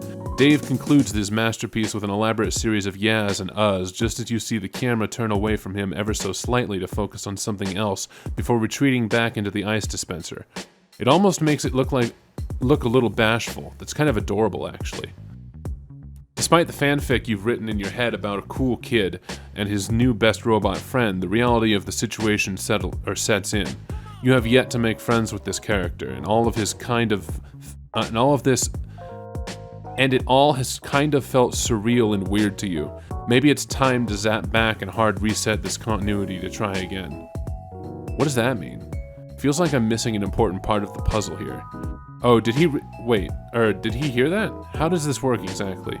Sometimes you just narrate what you're thinking. Kind of a baller move. Why has nobody called you out on this before now? You put your hand on the counter to stabilize yourself, and your fingers brush up against something clandestinely polo. You just barely poking out from beneath a pile of discount plush nobodies is a neatly retail folded shirt. Sure, let's wear the shirt. Obviously, you're going to put the shirt on. You don't want to be the only one not wearing a cool shirt. Do you need some privacy? I'm not sure where one layer of you ends and the other begins. Doubt the man. Tragedy in 2 acts. Both acts are titled Betrayal. You definitely understand what is being said and absolutely don't have to ask your friends what some cool video game words are. You are 100% not pulling the boldest "how do you do, fellow kids" the world has ever seen. Besides, is that really the thing to be focusing on right now? You fucking wound me, mailman. Of course it is. Nothing is more important to me than this. They say that most humans only use 10% of their brain. That's because I'm using 90% of it to think, how dare you. So anyway, you can really go anywhere. Oh wait, can you? Oh yeah, you can really go anywhere. See anybody you want. Sounds nice. For all but a moment, the act drops and you see the corners of his mouth tighten a little. The fading afternoon light filters through his sunglasses at just enough of an angle to see his eyes shift ever so slightly towards the window. These subtle movements would surely be lost on most. If you weren't so focused on trying to read him, or even just slightly further away, you might have missed it yourself. There was almost a loneliness in his voice. It must be hard to live here by yourself, so far away from the people who care about you. It's possible that you have been so focused on trying to blindly make friends that you've forgotten that in front of you is a real living person. You can't help but wonder if there is something you can do. You said you can take people with you, right? Like, if you could teleport John around, would that work with anybody? Or would that work with anybody? This is it. The path to this kid's heart is clear as day. Fuck what you said just now. That friendship juice is so close you can practically fucking taste it. You try not to look excited, affecting Dave's cool persona as you say fuck yeah. You can take people with you. You scope out your fingernails because for some reason that is what you do when you're acting cool. This works to the full extent it can, coming from someone who not but 7 minutes and 32 seconds earlier was rolling around on the floor damp with their own tears. Did he have some place in mind? Yeah. I mean, I got some ideas I could bounce off you, I guess. How do you feel about... Shh, with a swift finger to his mouth, you cut him off. He doesn't seem to like that very much, but you still consider it a successful maneuver. There's no need for words between friends. You know just where he wants to go. You just think really hard about it. Think about where you want to be. Dave, think about what it is, or think about what is important to you. Think about what you really want. It will be more magical this way. Friendship is magic after all. You just made that up right now. Don't look it up. Damn, guess that's true. He closes his eyes, and you put a hand on his shoulder. This is it. Putting your trust in the magic of friendship, you focus this power externally as much as you are able. Flashes of distant but somehow familiar imagery course through you. The quiet stillness of the suburbs, the smell of the forest, the heat of an apartment rooftop, the ocean breeze. You extend it outwards as much as you are able. This is his rodeo. You are merely the vehicle. What the fuck? Oh, fuck yes. The two of you stand near a sign that says, "Please wait to be seated." A very cheery hostess has a brief exchange with Dave and ushers the two of you to an open table. Oh hell fucking yes. There's no mistaking it. About to get my motherfucking breadstick on. This is absolutely an Olive Garden. Fuck yeah it is. When you're here, you're family, dog. While you're still new to this, you can't really seem to detect any irony in his voice. You thought for sure he'd want to go see his friends. You thought you had him figured out. First and last mistake, mailman. But you'll learn. I'm a mystery. Got that history. Fucked with the plot, my flows so hot they leave you looking blistery. Racially ambiguous, my rhymes contiguous. At the OG with my homie, where the breadsticks are continuous. You know what the fuck it is, You know what the fuck... Okay, sorry. You know what? Fuck it. You just let him go for a while. You don't even know if that last one rhymed, but fuck it if you aren't charmed by this little bastard. You lean back in your chair and just absorb it all, sitting in the worst restaurant imaginable with your new rapping teen friend while the other patrons do their best to ignore his incredible rhymes. After a short while, Dave abruptly stops freestyling and you open your eyes. Oh fuck, you know what time it is? No, your sprite doesn't have a watch drawn on it. It's breadstick 30, no watch necessary. Fuck me, I love breadsticks. I never talk about it. This is a very real and hidden character trait that nobody knows about me. Well, that sounds like a very real and hidden character trait that nobody knows about him. Or knew about him. And we are certainly not finding this out now because of a series of seemingly unrelated events that possibly change the continuity of this universe, allowing these sort of otherwise narratively unimportant traits to shine through. Wow, he is really going to town on those breadsticks. Maybe this is all friendship needs to be. Spending some quality time or face time with a solid bro and just absolutely decimating some bottomless breadsticks at a bad chain Italian restaurant.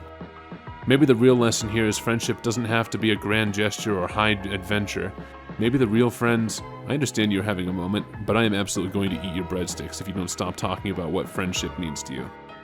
Ha, yeah man, whatever you want.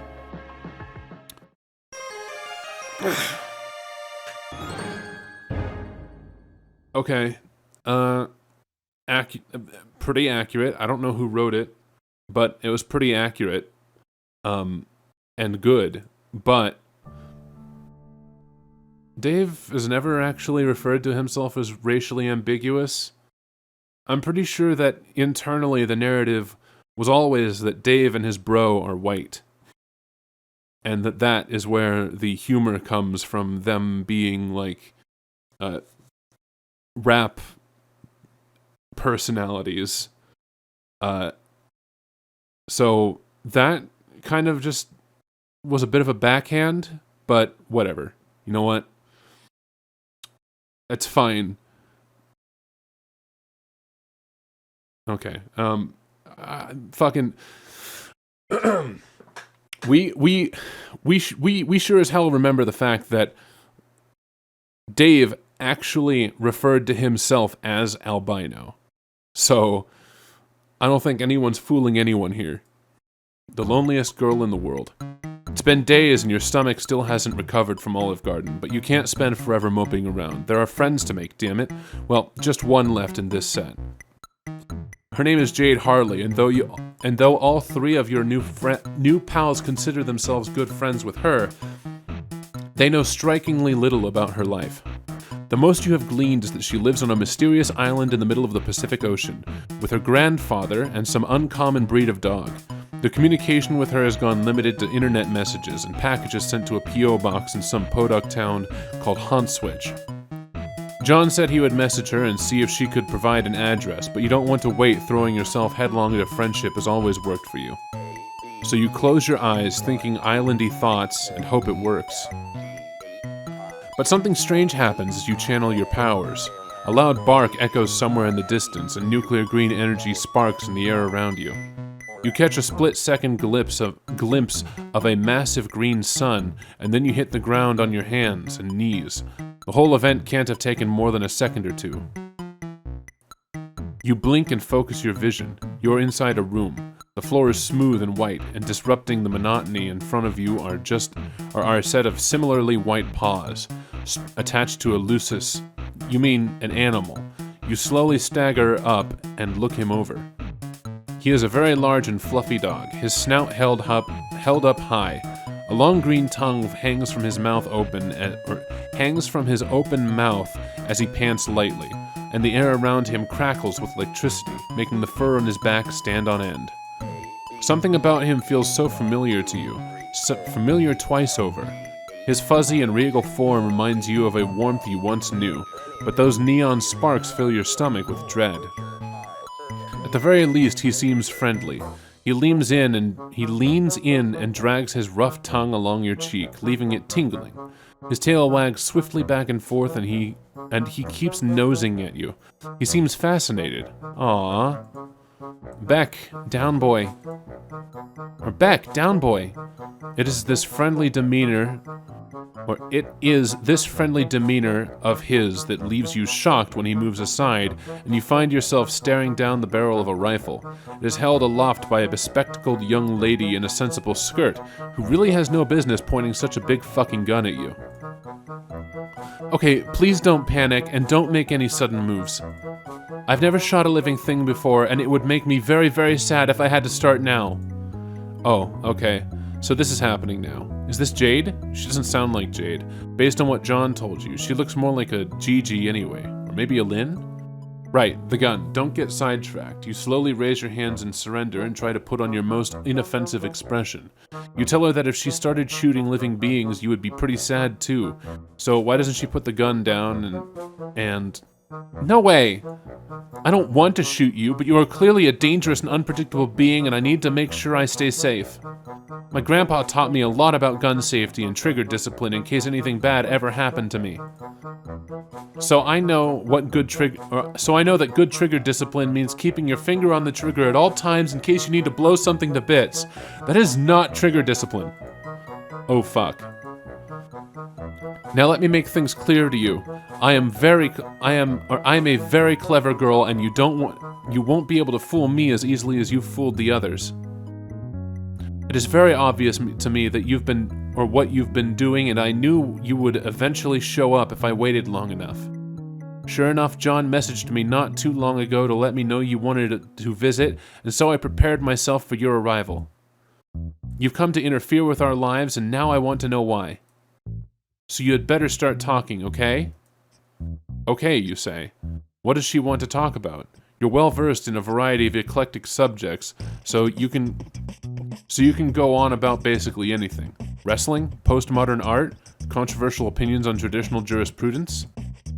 But you get the feeling that this is an interrogation and you really have no idea what she's interrogating you over.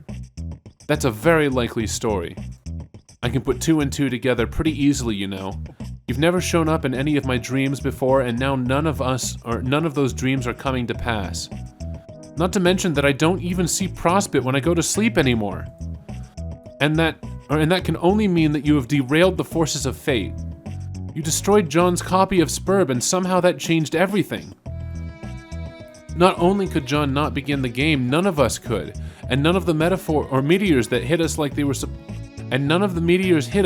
supposed to.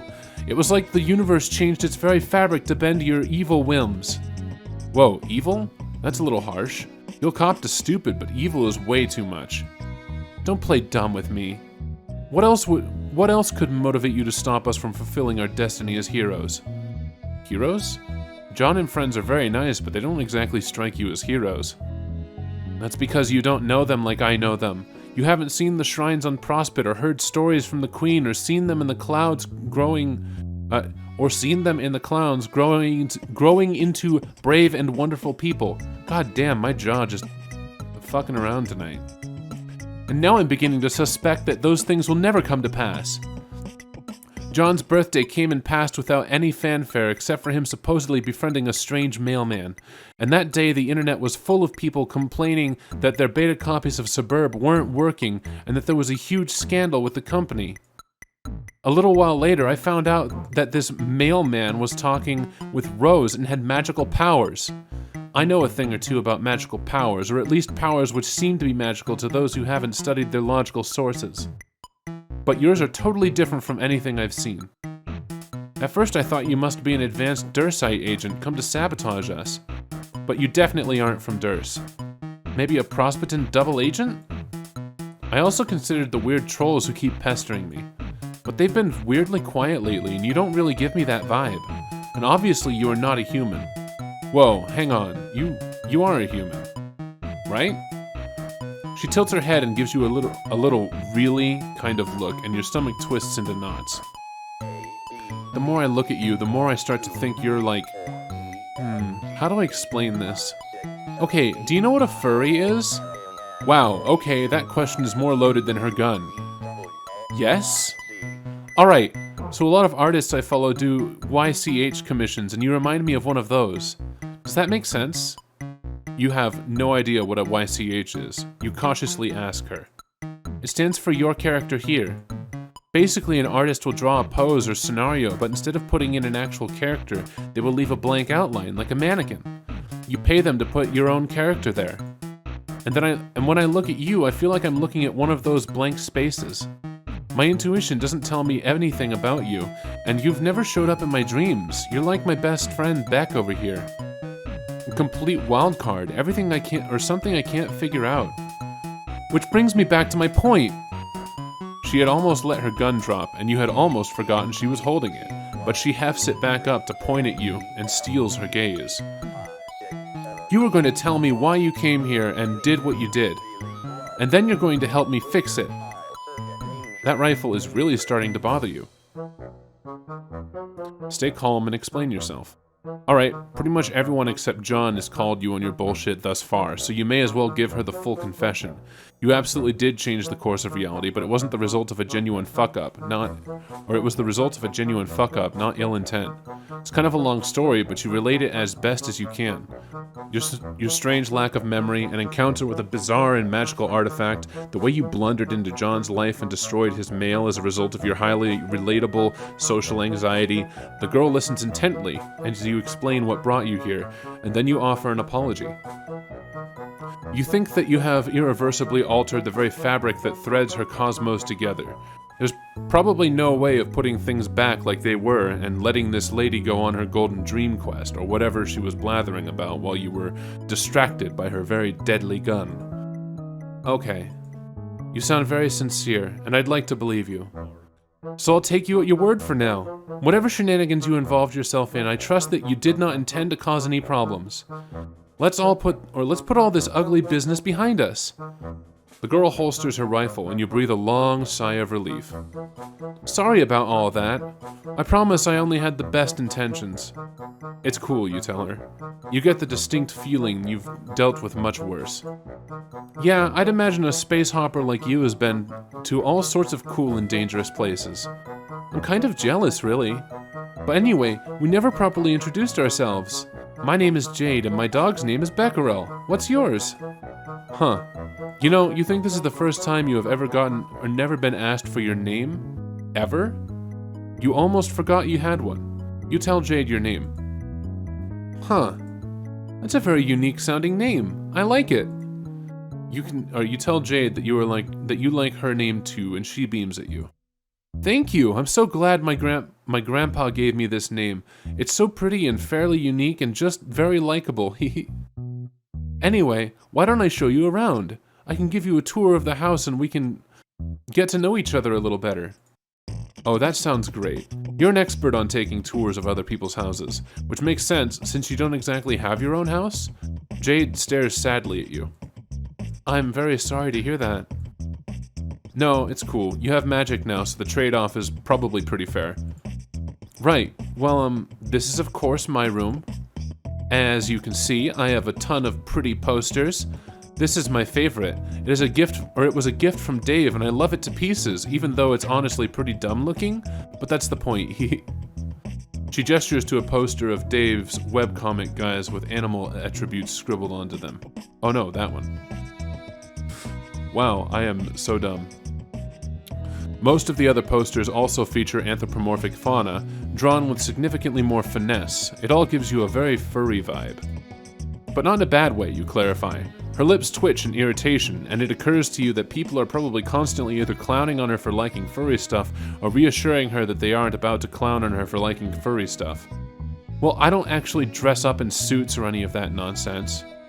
But I really love animals, and I think it is fun to imagine what it would be like to be one. Which is why I own so many animal toys, like the Manthro chaps,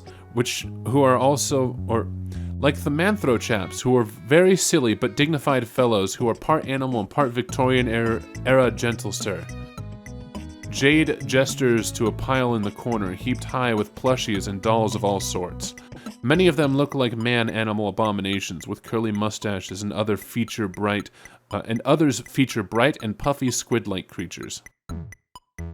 Oh, and these are my squiddles. They are based off of a cartoon show. Rose says it's a bad show, but I don't believe her. Jade fishes through the toy pile and retrieves a dark bluish-black toy. This one is Inkabelle. She's my favorite. In one episode, she gets lost in the murky brine swallows and spends years completely alone, lost without any of her friends. But in the end, her friend Podlight tracks her down and saves her. It seemed so bleak the first time I watched it that I literally cried, but I realized in the end that it was a very poignant tale. Jade smiles wistfully down at the plushie in her hand. She glances from it to another one of the Squiddle dolls, and her expression tightens. She squeezes the doll just a little too hard, causing a horrendous pitchy squeak. I guess in retrospect, that was pretty silly though. I mean, it was just a kid's show. Of course, there was going to be a happy ending. That's how those always work, right? Jade's still smiling as she tosses the doll under her bed, but she puts so much force into the throw that it goes careening off the edge with a wheeze. You hear it plop onto the floor and magnetize itself to another Squiddle. The voice box lets out a weak little yay. Jade stands up and brushes off her skirt. Her eyes fall to her bedspread, which features a striking cloud design. She sighs slowly, then assumes a bright smile once more. Anyway, let's go explore the rest of the house, shall we? I've got so much to show you. Jade hikes up her skirt and skitters down the spiral staircase, 2 steps at a time. You're a little interested in the high-tech devices laying on a workbench near her bed and a glowing green crystal that you think is literally uranium? But Jade's already gone, so you tear your eyes away and follow. The landing below her room is small and cylindrical and features only a gray closet-looking device and a platform on the floor. My room is at the top of a tower, but this transportalizer will take us to the garden quick and easy. She hops on and disappears in a flash of green light. You're a little nonplussed, but you've seen weirder. You step onto the platform, hear a light click beneath your feet, and in an instant you're standing in a lush garden atrium.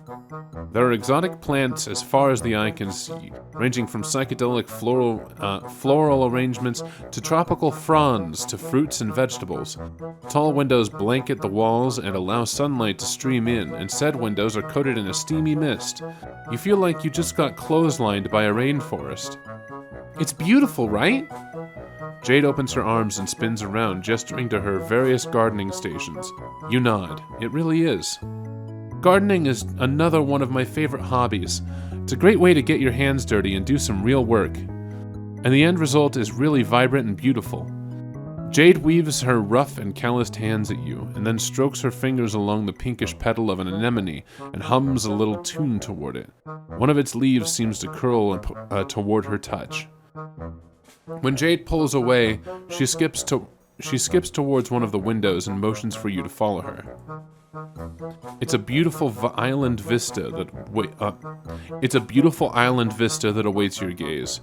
To your left is a towering mountain that might just be a volcano, and ahead of you is a small bay filled with giant lily pads and an old mossy temple. Beyond the island, the sea stretches out to a shimmering horizon. Past that boundary line is an entire world awaits, ever out of reach. This is my home. This entire island belongs to just me, Beck, and my grandpa.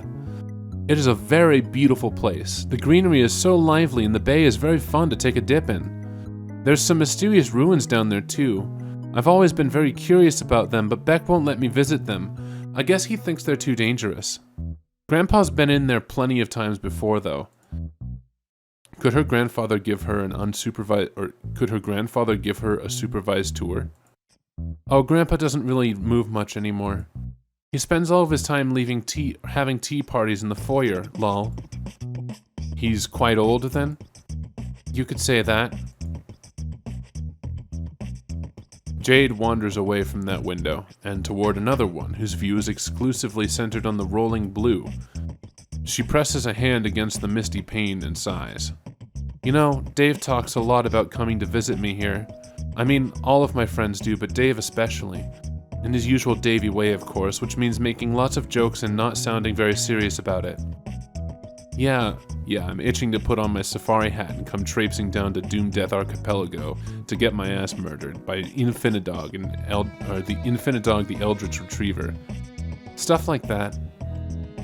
I know he really means it, though. He wants to see me just like I want to see him. But it's just wishful thinking. He doesn't know where this island is. Even I don't know where it is. All deliveries here go through some company P.O. box my grandpa set up before he died, and it's not marked on any maps. Because this is a special island with all kinds of important secrets on it, I guess? Or it was special. I was special. But not anymore. Now I'm just a regular girl stuck alone on this dumb island for the rest of my stupid life. Whoa. You asked Jade if she's feeling alright. Yes, I'm totally fine. Just peachy, thanks for asking. Come on, let's keep up with the tour. There's no time for dilly-dallying. My grandpa's collection rooms are up next. The first one is full of his big game hunting trophies. I'd never shoot an innocent animal, and I think the trophies are pretty hideous. But I do have to admire his great work stuffing them, I guess. Oops. It is really hard to properly stuff and mount something, trust me. And he has some cooler stuff on the lower floors, like all these badass knight statues. Or these, faded blue portraits of pretty blue ladies. Okay, I'm going to be honest, most of Grandpa's collection stinks. But I think what is important is what it all represents to him. He's been on all sorts of incredible, amazing adventures, and he has this huge array of interesting things to show for it. You tell Jade that her grandfather sounds like a hell of a guy. He sure is. Back when I was little, he used to go on trips all over the world and come back with so many interesting stories and new souvenirs. I was so odd, and I guess a little jealous too. Sometimes he would be gone for days or even weeks at a time, and it would just be me and Beck holding down the fort. I was always so happy when he came back, and I listened to his tales without making a single peep. But He never asked me if I wanted to come along for an adventure, no matter how obvious it was that I did. I guess that's just the way of life for adventuring folk. There's no time to be tied down, even by the people you love. They can stay at home and wait for you to come back. That's how it was for my grandpa, at least. That's how it was for my grandpa, at least. What about you? You're an adventurer too. You've visited all my friends, and you've surely been to other awesome spots around the globe. So I bet you've left someone waiting for you too, haven't you? Frost floods your veins and nestles into your heart with a burning chill, for reasons that you don't quite understand. Jade tilts her head and bores into you with wide, curious eyes. One of her hands is balled up into a fist, and both of them are trembling as she watches you. Geez, you're gonna have to coach another kid through parental issues, aren't you? You swallow down your sudden anxiety, force a smile, and remind Jade that you're suffering amnesia. Oh, right. Well, it's just this feeling I get, you know? I have great intuition. When she smiles, the corner of her mouth twitches, or twitches. It's now or never. Would she like to talk? I said I'm fine. There's nothing to talk about. Unless you want to talk about, some of these flowers. Isn't this one such a lovely yellow? Surely there's nothing wrong with a good old feelings jam, right? Jade's an expressive, empathetic girl. Feelings jam should be her thing. You think that, but she's still steadfastly ignoring you. Hey, how about this orange with a goofy face on it? Why don't we boggle at it for a while? Jade, something's wrong. You need to talk this out. That's what you do. You're a talker, so why don't you two... Oh my god, just shut up. Please just shut your stupid fucking mouth. Of course something is wrong, and that something is you! There is a long pause. Jade stands there, her eyes wide, shocked at her own outburst.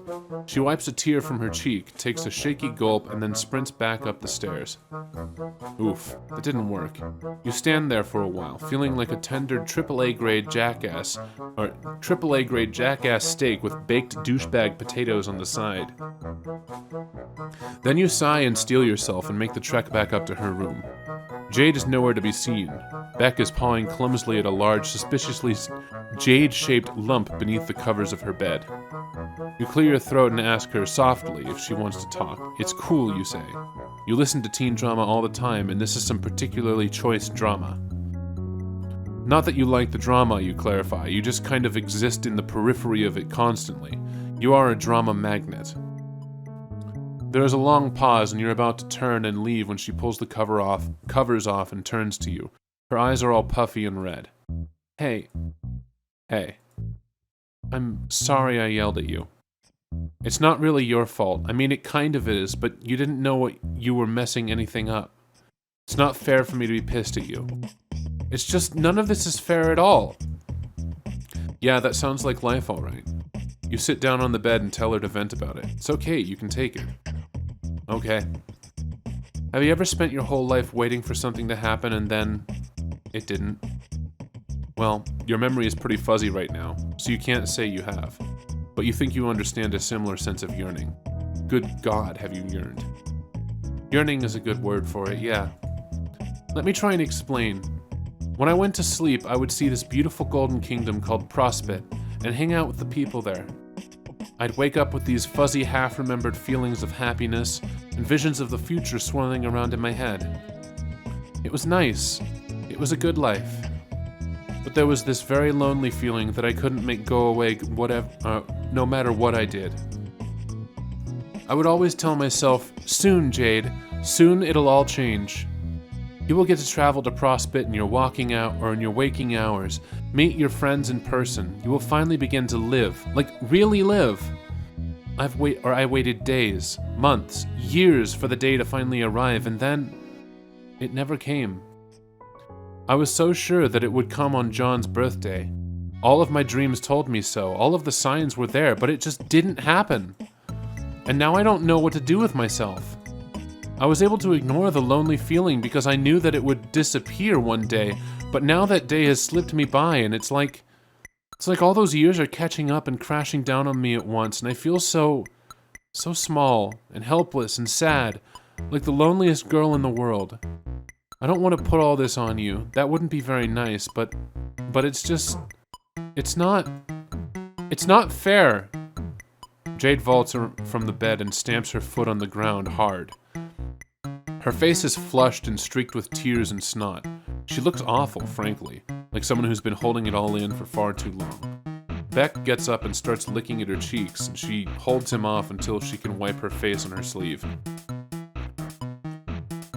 Thanks, Beck. At least I've got you for a best friend, right? Jade settles back onto the bed, stroking Beck's fur softly. I have a lot of complicated feelings about all this, I guess. So complicated and painful that I'd rather just pretend everything is okay. But now I can't pretend anymore, and these feelings are all that's left. And I hate feeling so glum. I hate sitting around being all sad and useless. It's stupid and pointless and a waste of my fucking energy, and it's not who I am, and I'm just dumping it all on you. I'm sorry, I really am. Man, you just completely fucked up this girl's life, and she's apologizing to you?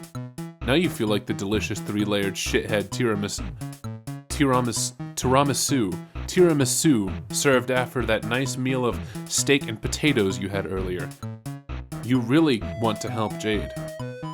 And while you still don't quite get all of this magical moon stuff she's been talking about, you do get how it feels to be lonely. That's something you can help with. You offer her your hand. Want to go see the world? She sniffles and lightly shakes her head. It's not going to work. Well, there's no way to know that unless you give it a try, right? She nods, stands up, and takes your hand.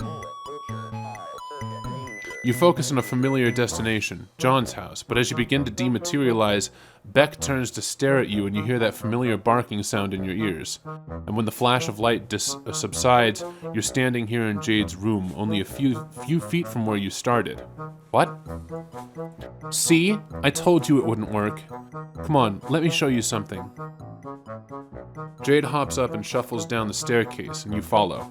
She takes you up to the teleportation pad in the atrium. These transportalizers are all powered by thermal energy and use each other as beacons for the sake of easy short-range teleportation. But if you hook one of them up to a uranium converter and modify the coordinates specified on the logic board, you can theoretically go anywhere in the world. Which I tried, see? She twists the top off the pad with her fingertips and pulls it off and shows you the wiring underneath. It looks messy, like someone has made multiple attempts to rewire the circuits. But when I used it, it only led to the exact same thing that happened just now. Beck used his powers to prevent me from leaving the island. Maybe I got the coordinates wrong and I would have ended up stuck underground or something, but I checked and double-checked my measurements. I think Beck just doesn't want me to leave the island. He wants me to stay somewhere he can keep me safe at all times. Perhaps he heard his name from above, or perhaps he just has a sixth sense about it, because Beck wanders down the staircase and over to Jade. She gives him a soft stroke behind the ear. I love him very much, but as long as he's around, I'm stuck here. And because of the changes you made, that is how it will always be. I'm just going to have to get used to it, I guess. Jade deflates against one of her gardening tables and offers you a wan smile. For a split second, you could swear you see droopy doggy ears and a tail tucked between her legs. Depression to this degree simply is not conducive to friendship, and even if it was, you would still feel pretty shitty about it. You should do something to cheer her up. Challenge Beck for superiority. It seems to you that the cause of Jade's problems... Wait, hold on. There. Seems to you that the cause of Jade's problems, even though he's probably not hurting her on purpose, is Becquerel. He's a good dog and he wants to protect her, but the time for that has passed. Jame has a new omnipotent friend in her life and she's got places to be besides this island. There's only one thing for you to do. You need to establish yourself as the new alpha of the pack. You must win the right to escort Jade to visit her friends. This is how dogs work, right? Yeah, it is. It definitely is, you think. You square up, bend your knees, and tense your palms. What are you doing? Don't you worry about it, you tell Jade. You're practically an expert in Lucis wrangling techniques by now. In what techniques? She shouts behind you, but you're already charging. Beck doesn't see it coming at all, perhaps because it's such a spectacularly stupid thing to do. You go tumbling to the ground with him and manage to pin him. You know exactly what to do now. There is only one possible course of action, and it has been inculcated with such mimetic gravity that you are entirely certain it will work as intended. Okay. You punch Beck in the snout to establish superiority, and immediately realized it's not working as intended. He snarls and flares up neon green, energy crackling around his body. You wince as heat watches over you as if you just opened an oven door, and your arm hair stands stiff in electric terror. What were you thinking? This is a fight you can't win. Beck lunges at you and sinks his fangs into you. You yelp, pain splitting your sight, radioactive fire roaring up your arm. You yank yourself away and instinctively try to teleport, but as you disappear, Beck's teeth catch your shoulder and hold on tight. Image. Okay, well. The two of you go hurtling through the nothingness, and you're pretty sure you've left blood spatters on some meta-narrative construct like a website scroll bar or the RenP debug screen or some shit. Eventually you come exploding back into canon and bounce off a purple spire with an ungainly smack, dislodging Beck in the process. You tumble onto a bridge and scatter some dudes in goofy jester outfits, and Beck lands in front of you.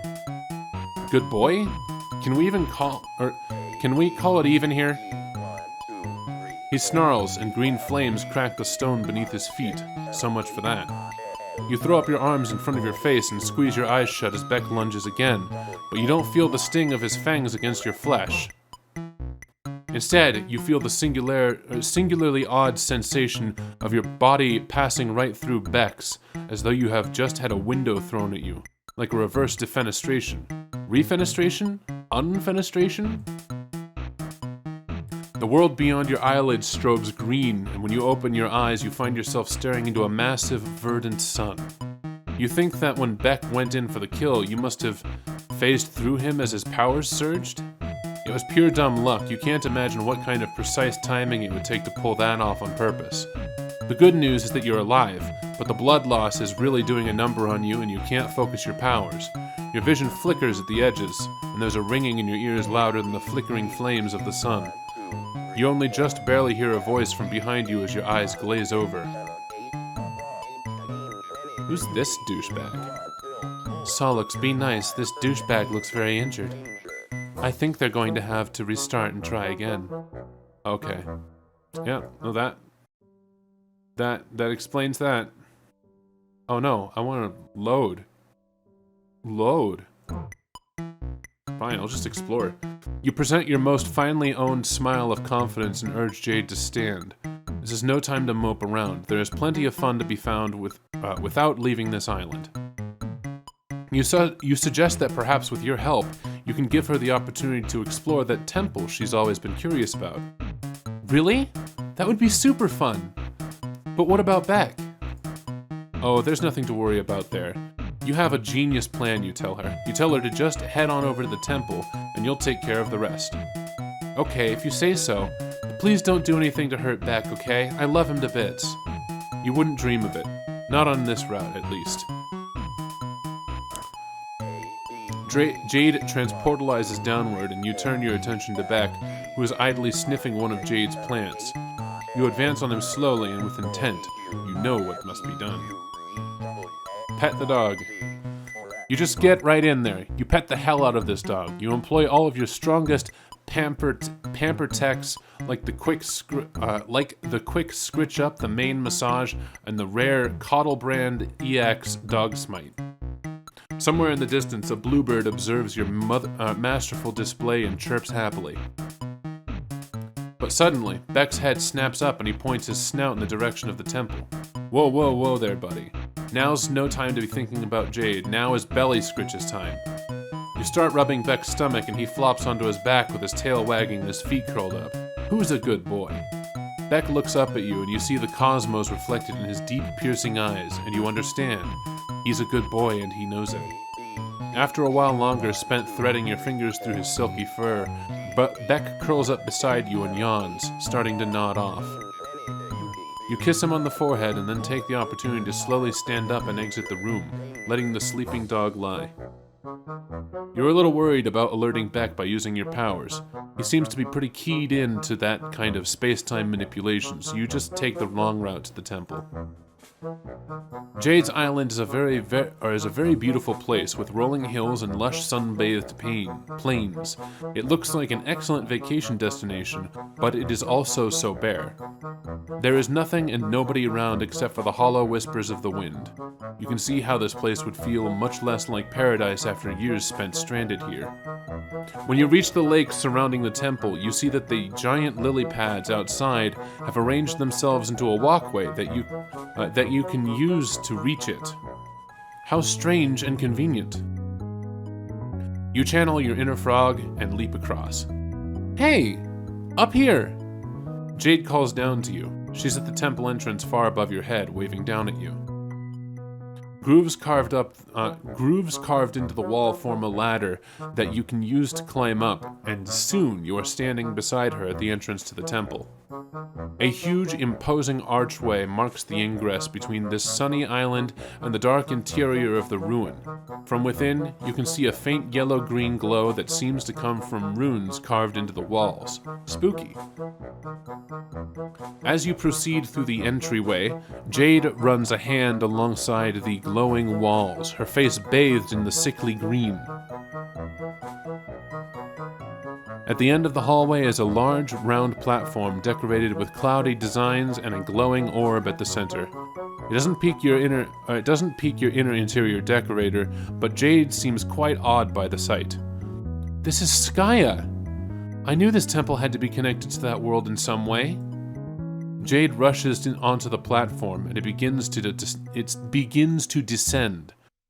You quickly follow her before you're left behind as the elevator takes you down to an expansive and dark room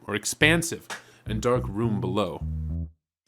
Much like the rest of the temple, the space seems very sparse, and it is illuminated by the faint glow of the runes on the walls. A large purple lotus flower rests atop a pedestal in front of the elevator, petals wilted. There is an electronic display built into the pedestal with a timer that could feasibly count down 4 millions of years, but it seems to be glitched, stuck a few hours away from 0, with the seconds digit constantly ratcheting back and forth between the two numbers. Jade places a hand on the pedestal and sighs. The number is stuck. I think this is a time capsule, but it's malfunctioning for some reason. Was I supposed to open it when the time was right? Now I'll never know. What else could this place be hiding from me? As if on cue, the elevator platform shudders and begins to rise behind you. As the platform ascends, it becomes clear that there is a pit beneath it, which is basically video game logic 101. Jade looks down into it, and you follow suit and see... transportalizers? There's 2 of them, one a deep purple and the other a brilliant gold. Jade leaps down into the pit, which is a pretty brave maneuver, because it's deep as hell and real life still has fall damage. She grunts and sinks to her knees from the impact, but quickly recovers and rushes over to the golden transportalizer. She examines it for a moment, then clambers on with a soft click. The pressure plate is depressed and the device surges to life. She disappears in a bright flash of light. Well shit, you'd better follow her. You hop down and step onto the transportalizer, and the same flash of light consumes your body. You feel something like wind whipping around you as your molecules are dematerialized and then reassembled in a new locale, a glimmering golden palace. Wow, this place is way too fucking bright. Someone needs to crank the saturation down, pronto. I don't believe it. Jade is looking around with wide eyes that reflect your golden surroundings. This is it! This is Prospit, the planet I visit in my dreams. I didn't think it was possible to get here like this. What does it mean? Why am I allowed to be here right now? I should go talk to the Queen. And with that, she's off, sprinting down the halls with a renewed sense of vigor. No, as a note, I don't think Skya is actually supposed to be 3-dimensional. No. Yeah, doesn't Skya take on dimensions as things are,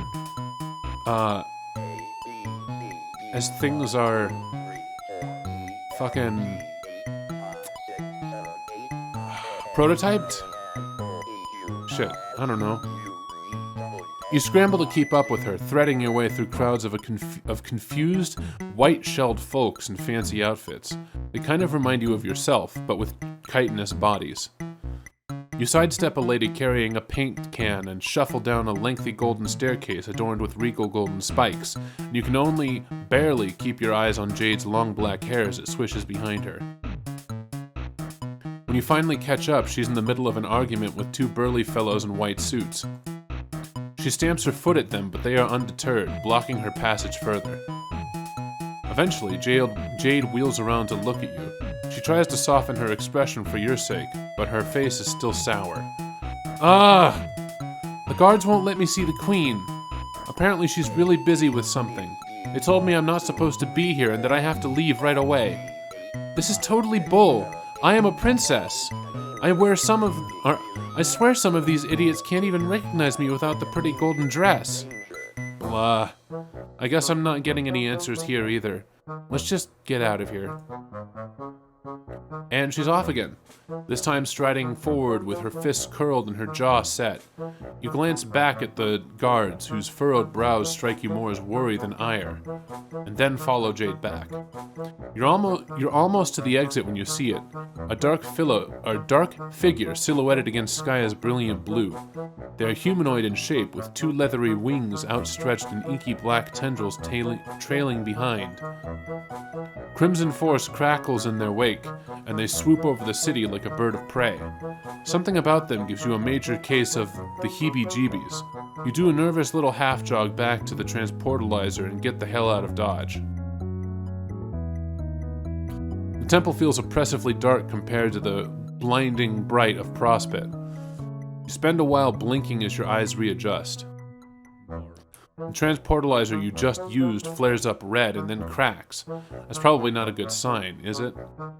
You do what you do best, ignore it, and climb out of the pit. Jade is standing beside the lotus contraption, running her hand along one of the pedals with her face set. Well, I guess that explains Skya being fully realized. What does all of it mean? Was this here all along? Has my grandpa been to Prospect before? If I can go there, then it must still exist. The game must still exist, but how? None of it makes any sense. I need to think about this. You follow Jade slowly back to her house as she mumbles to herself, brows furrowed. You can barely catch what she's saying, but she's clearly thinking hard. The clouds have never been wrong before. Is it too early? Was this meant to happen? Once you reach the atrium, Jade lets out a sharp breath and nods her head, resolute. She turns to you. All right, I think I understand. I know what's going on now. Great, you offer her your most winning smile. What's the sitch? Well, the truth is I was always being very immature about the idea of being a hero, and having a destiny life isn't like in kids' cartoons after all. Heroism isn't all about rainbows and sunshine. It's childish to think that everyone gets a happy ending. That kind of storybook stuff doesn't really exist. To be a real hero, you have to be prepared to suffer horribly. It makes sense when you think about it. If everything came easy, there wouldn't actually be anything heroic about it. Why else would my grandpa have put me on this island? Why else would Beck want to keep me safe here even now that everything's changed? It's because it's my destiny. I have to prove that I'm willing to suffer and willing to sacrifice. That has to be it. This can't all have been for nothing, right? That's not the way the world works. Everything has a purpose, even if it's not clear at first. Seeing Prospect in the flesh reminded me of that. My purpose is to do what I've always done, what my grandpa and Beck have helped prepare me for. I know I'll be really lonely. But in the end, it means that everything will continue to play out the way it was meant to. It's a very noble job, and I've got to be the one to do it. You're at a loss for words. This really doesn't feel like the right takeaway from all this, but you don't know jack about Spurb or Destiny or any of that nonsense. So who are you to say otherwise? So thank you for helping me visit Prospect. I wouldn't have figured this all out if not for you, and I'm sure that meeting me is one step along the way towards your mysterious fate as well. I will be rooting for you. Jade erupts into a broad, beaming smile. It might be the first completely genuine smile you've seen from her this entire time, but that doesn't make you feel any better about it. In fact, it's more of a knife twisting in your gut, and when she throws her arms around you and hugs you, then hugs you tight, the knife pushes deeper to the bone. Well, you probably have more important stuff to do than keep hanging out with me. I'll let you get back to it. Jade turns around and heads for the staircase, leaving you to stare at her retreating form. Is this it? Will you accept the new destiny you've written for Jade and allow her to stay trapped here on this island? Some people might take this as a lesson in the hold on.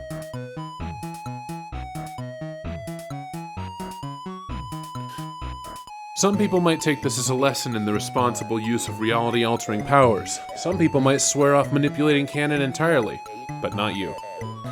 What's the point of having sick-ass powers at all if you never use them? Maybe some god is going to punish you for the way you've been fucking with the universe, but right now you don't care. This girl would burn herself to ashes to keep her friends warm. The least you can do is risk the flame for her sake. You quickly sprint up the stairs. Oh, you're not leaving. Don't you have places to be? I will be fine here alone, I promise. It's my duty. I'll get used to it eventually. You can't imagine she's okay with that, no matter what she says. Does she really want to stay alone for the rest of her life? Well, of course not. What I want to do is explore the world and hang out with all my pals. But it's not about what I want. It's about doing what has to be done. That's what it has always been about for me. Well, that's bullshit. Huh? Maybe Jade's fate dictates she never play the game she wanted to play. Maybe heroes don't get a happy ending, but that doesn't mean heroes can't be happy. There comes a time in every young woman's life, you tell Jade, where she can't leave home because her pet is an overprotective god. Okay, that's obviously not true, but there comes a time in many young women's lives where circumstances beyond their control leave them without an escape. Perhaps it is easier to believe that the escape will never come, but you can't let Jade do that. When life has you stuck at home, perhaps, you can still hold on to hope. You can fight, no matter how long you have to wait. You can keep looking for another chance to see the world. And if the universe tells you to sit, stay, and roll over, you look the universe dead in the eyes and ask, who do you think is the master around here? And then you tell it to motherfucking heal. Yeah, you're right. Even now I was still being childish. It was easier to tell myself to be miserable for a noble cause instead of holding on to hope and maybe getting hurt again. But I have to have hope. That's who I am. I am a hoper, not a moper. I will keep trying to convince Beck that it will be safe for me to leave the island. Things have changed, and maybe he doesn't realize it yet. He's kind of a silly dumb dog at times, but he loves me and I love him and we can work it out. Maybe it'll take a while, but I'll definitely figure things out. And while I wait, you'll come visit me sometimes, won't you? Of course you will.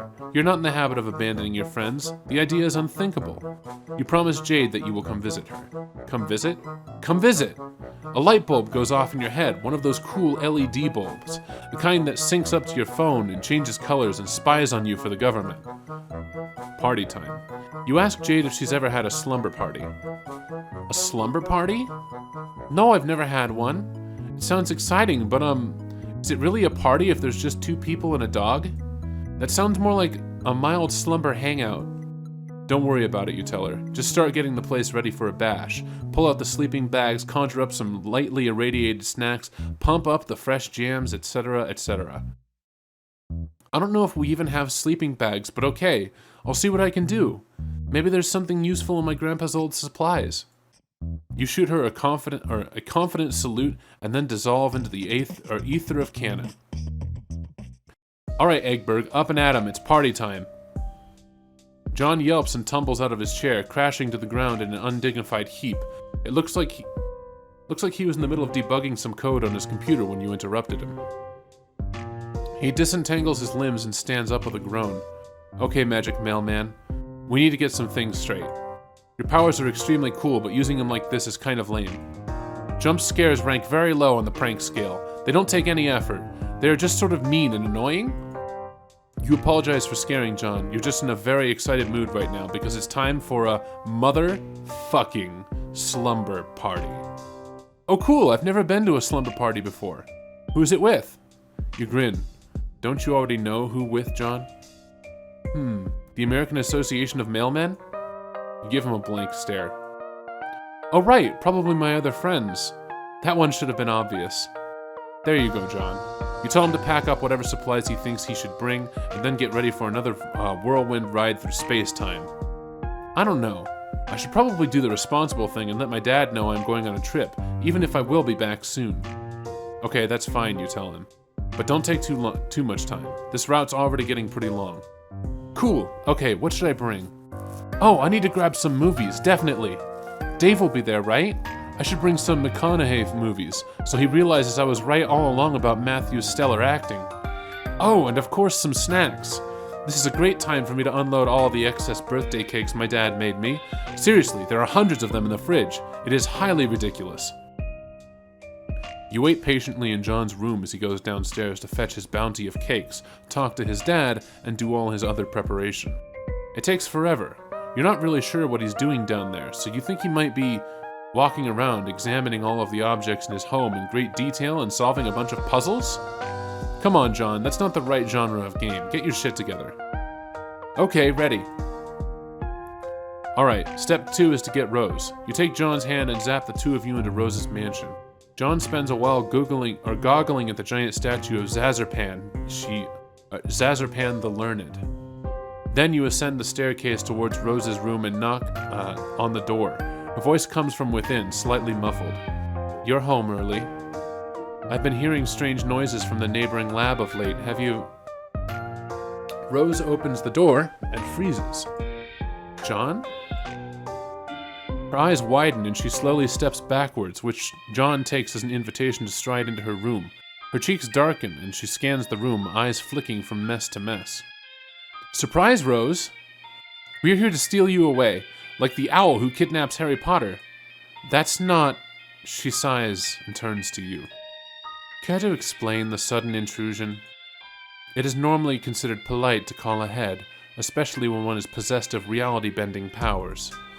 Oh, don't be so melodramatic. There's probably nothing too embarrassing in this room. John furrows his brow as he glances around the room, eyes sweeping over the walls.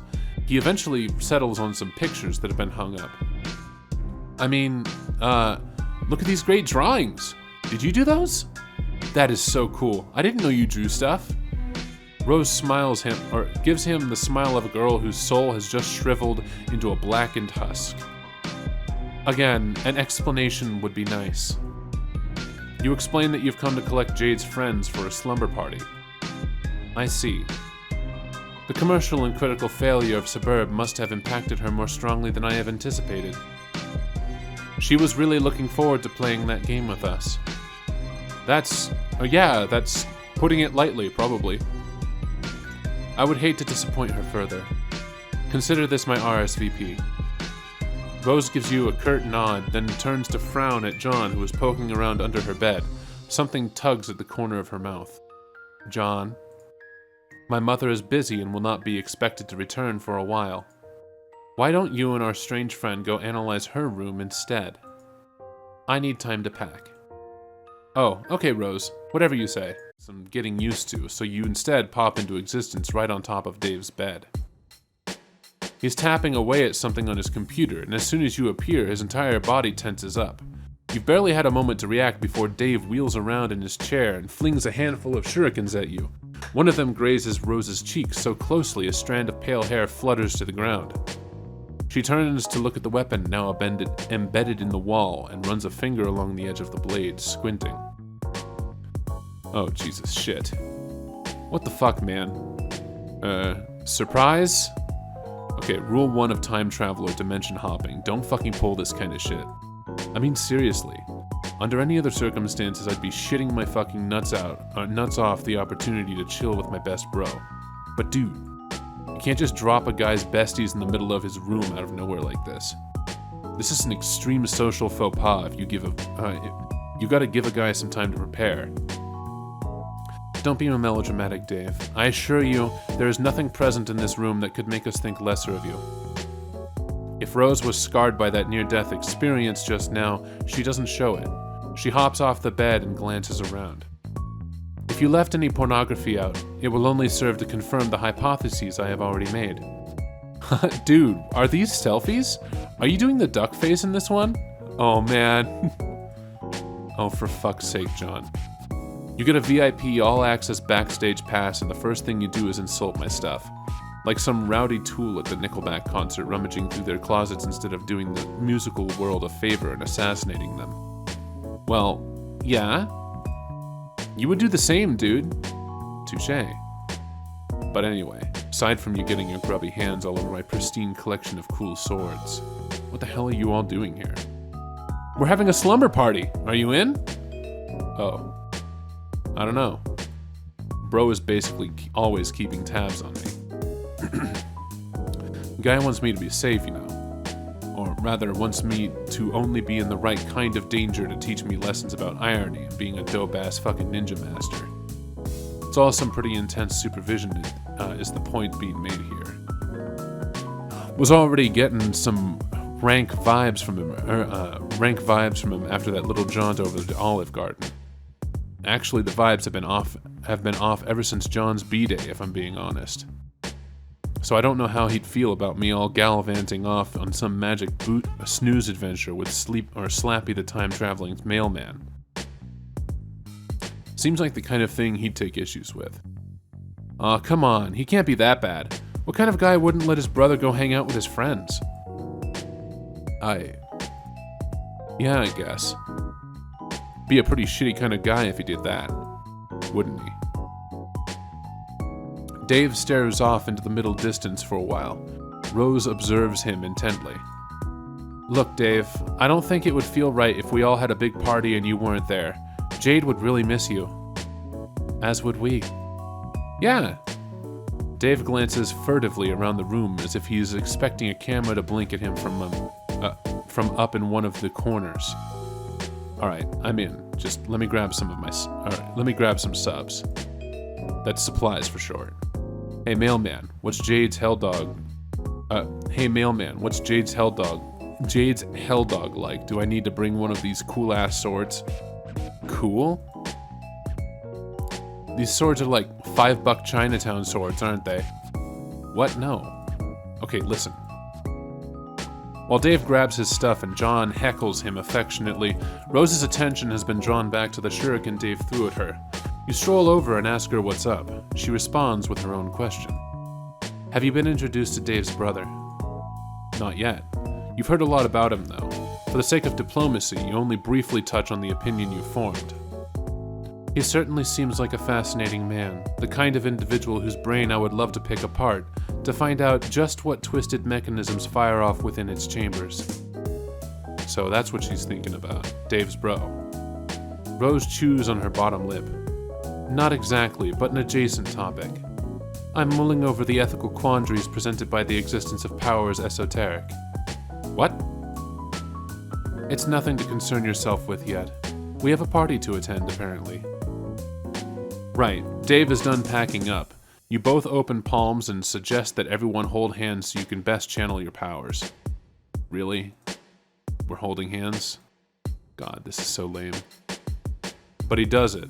And when he clasps John and Rose's hands, he shifts around and blushes faintly in a manner that suggests he didn't really think it's so lame. In fact, he may think it's the opposite of lame. He may think it is rad. And he'd be right. Friendship is the raddest thing of them all. You're full of warm and fuzzy friend feelings as you teleport back to Jade's atrium. Wait, no, that's just the feeling of your body dissolving and reconstituting itself halfway across canon. They are very similar feelings. You head to the base of the staircase where you call out to Jade. Her guests have arrived, you tell her. Jade rushes down the stairs and nearly trips over her skirt. Her expression is tight and anxious. And when she sees your motley crew standing there, she freezes up. Her breath hitches in a half sob. You really did bring them. They're here. You're all here. Jade breaks into a wide grin and sprints forward, launching herself like a missile at her friends. Dave throws himself bodily out of the way, and Rose takes an alarmed step back, leaving John to bear the full brunt of her affections. She crashes into him, and the two of them go spinning spinning around and around as Jade laughs breathily. Whoa, calm down there, Jade. It's nice to see you too. Tears are beating in her eyes as she squeezes him tight, and then pecks his cheek with a soft kiss. Oh, John, I'm so happy to see you in person. In waking person and everything. I've spent so much time watching you sleep. What? Jade swings around to look at her other two pals. Come on, you two. Get over here. We are having a 4x hug combo right now. Rose and Dave cautiously step forward, and Jade, with John's help, yanks them both into the tight embrace. She smooches them on the cheeks too. Rose's face lights up with a blush, and Dave nearly goes catatonic when Jade pulls back. When Jade pulls back, she's clutching John's hand and tugging so hard she might pull the damn thing off. Come on, everyone, let's go upstairs. I found a bunch of military-grade sleeping bags and Grandpa's old adventuring gear and set them up in my room. We can play with all my toys and jam out to some music and stay up all night chatting with each other, and oh my god, you're here, you're all here, this is really happening. Jade's next laugh verges on hysterical, and she's got tears streaked down her cheeks. Dave looks a little perturbed. Wow, holy shit, it's cool, Jade, no need to get so, like this. Kind of fucks me up seeing you cry. Not that I'm trying to make this shit about me. I mean, Dave, you're doing a horrible job of comforting her. Jade, come here. I shall hold you in my arms. Rose walks over to Jade, extends her thumbs, and swipes them down Jade's teary cheeks in a stiff mechanical motion. Then she wraps her arms around Jade in an embrace that could generously be called a hug, but looks more like the precursor to an alien medical examination. John boggles at the display. None of you whack jobs know how to do this, oh my god. Come here, Jade. Aw, thank you, John. Now, come on everyone, let's go. And so the party begins. Tales told, movies watched, and fun had aplenty. So many shenanigans happen, so many. Perhaps someday you will recount them all in detail. But before you know it, the energy in the room has fled alongside the sunlight. The moon and stars cast their pale gaze upon four supine friends bundled up in sleeping bags and caught midway between slumber and wakefulness. Dave is rambling about some inane bullshit that nobody's paying attention to, and Rose is attempting quite terribly to lecture John and Jade on the modern reinterpretation of Lovecraft's works. You think it's about time you bowed out. It's not that you haven't enjoyed chumming it up with these kids, but you'd feel kind of weird sticking around overnight. You can come back later. Besides, you've got places to go and sights to see. There's an entire golden moon out there full of potential friends that you knew nothing about before today. The universe beckons, and you are powerless to refuse. You give Beck a little nod like, hey, take care of these kids. Beck doesn't nod back because he's a dog, but you like to think he understands. As you quietly slip down the staircase and head out of sight, you spare one last glance at the group and find a sigh escaping your lips. Everything that's happened here feels almost too good to be true. Can it last? Can this brazen wish fulfillment go unpunished? You find that hard to imagine. There is something fate touched about these kids. You can feel it in your bones. As surely as the wind whispers through the trees or the stars dance through space, as surely as the turning clocks will call the sunlight back again, these kids will never be free of the bullshit that hounds them. But right here, right now, they are at peace. They have shared this one perfect moment together, and perhaps in the future there will come more betwixt the chaos. And maybe that's enough.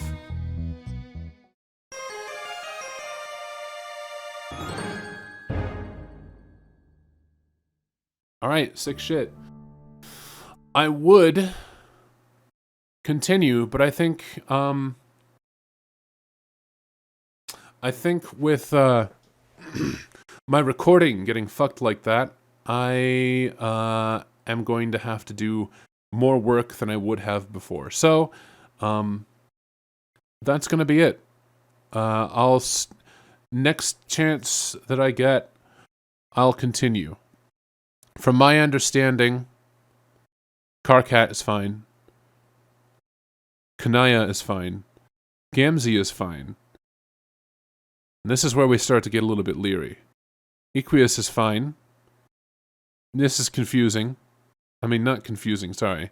But Terezi is a bit different. Tavros is fine. And then I think everything is good up until Roxy. So, I'm going to bow out, and I'll have comments on things another time. Have a fantastic day.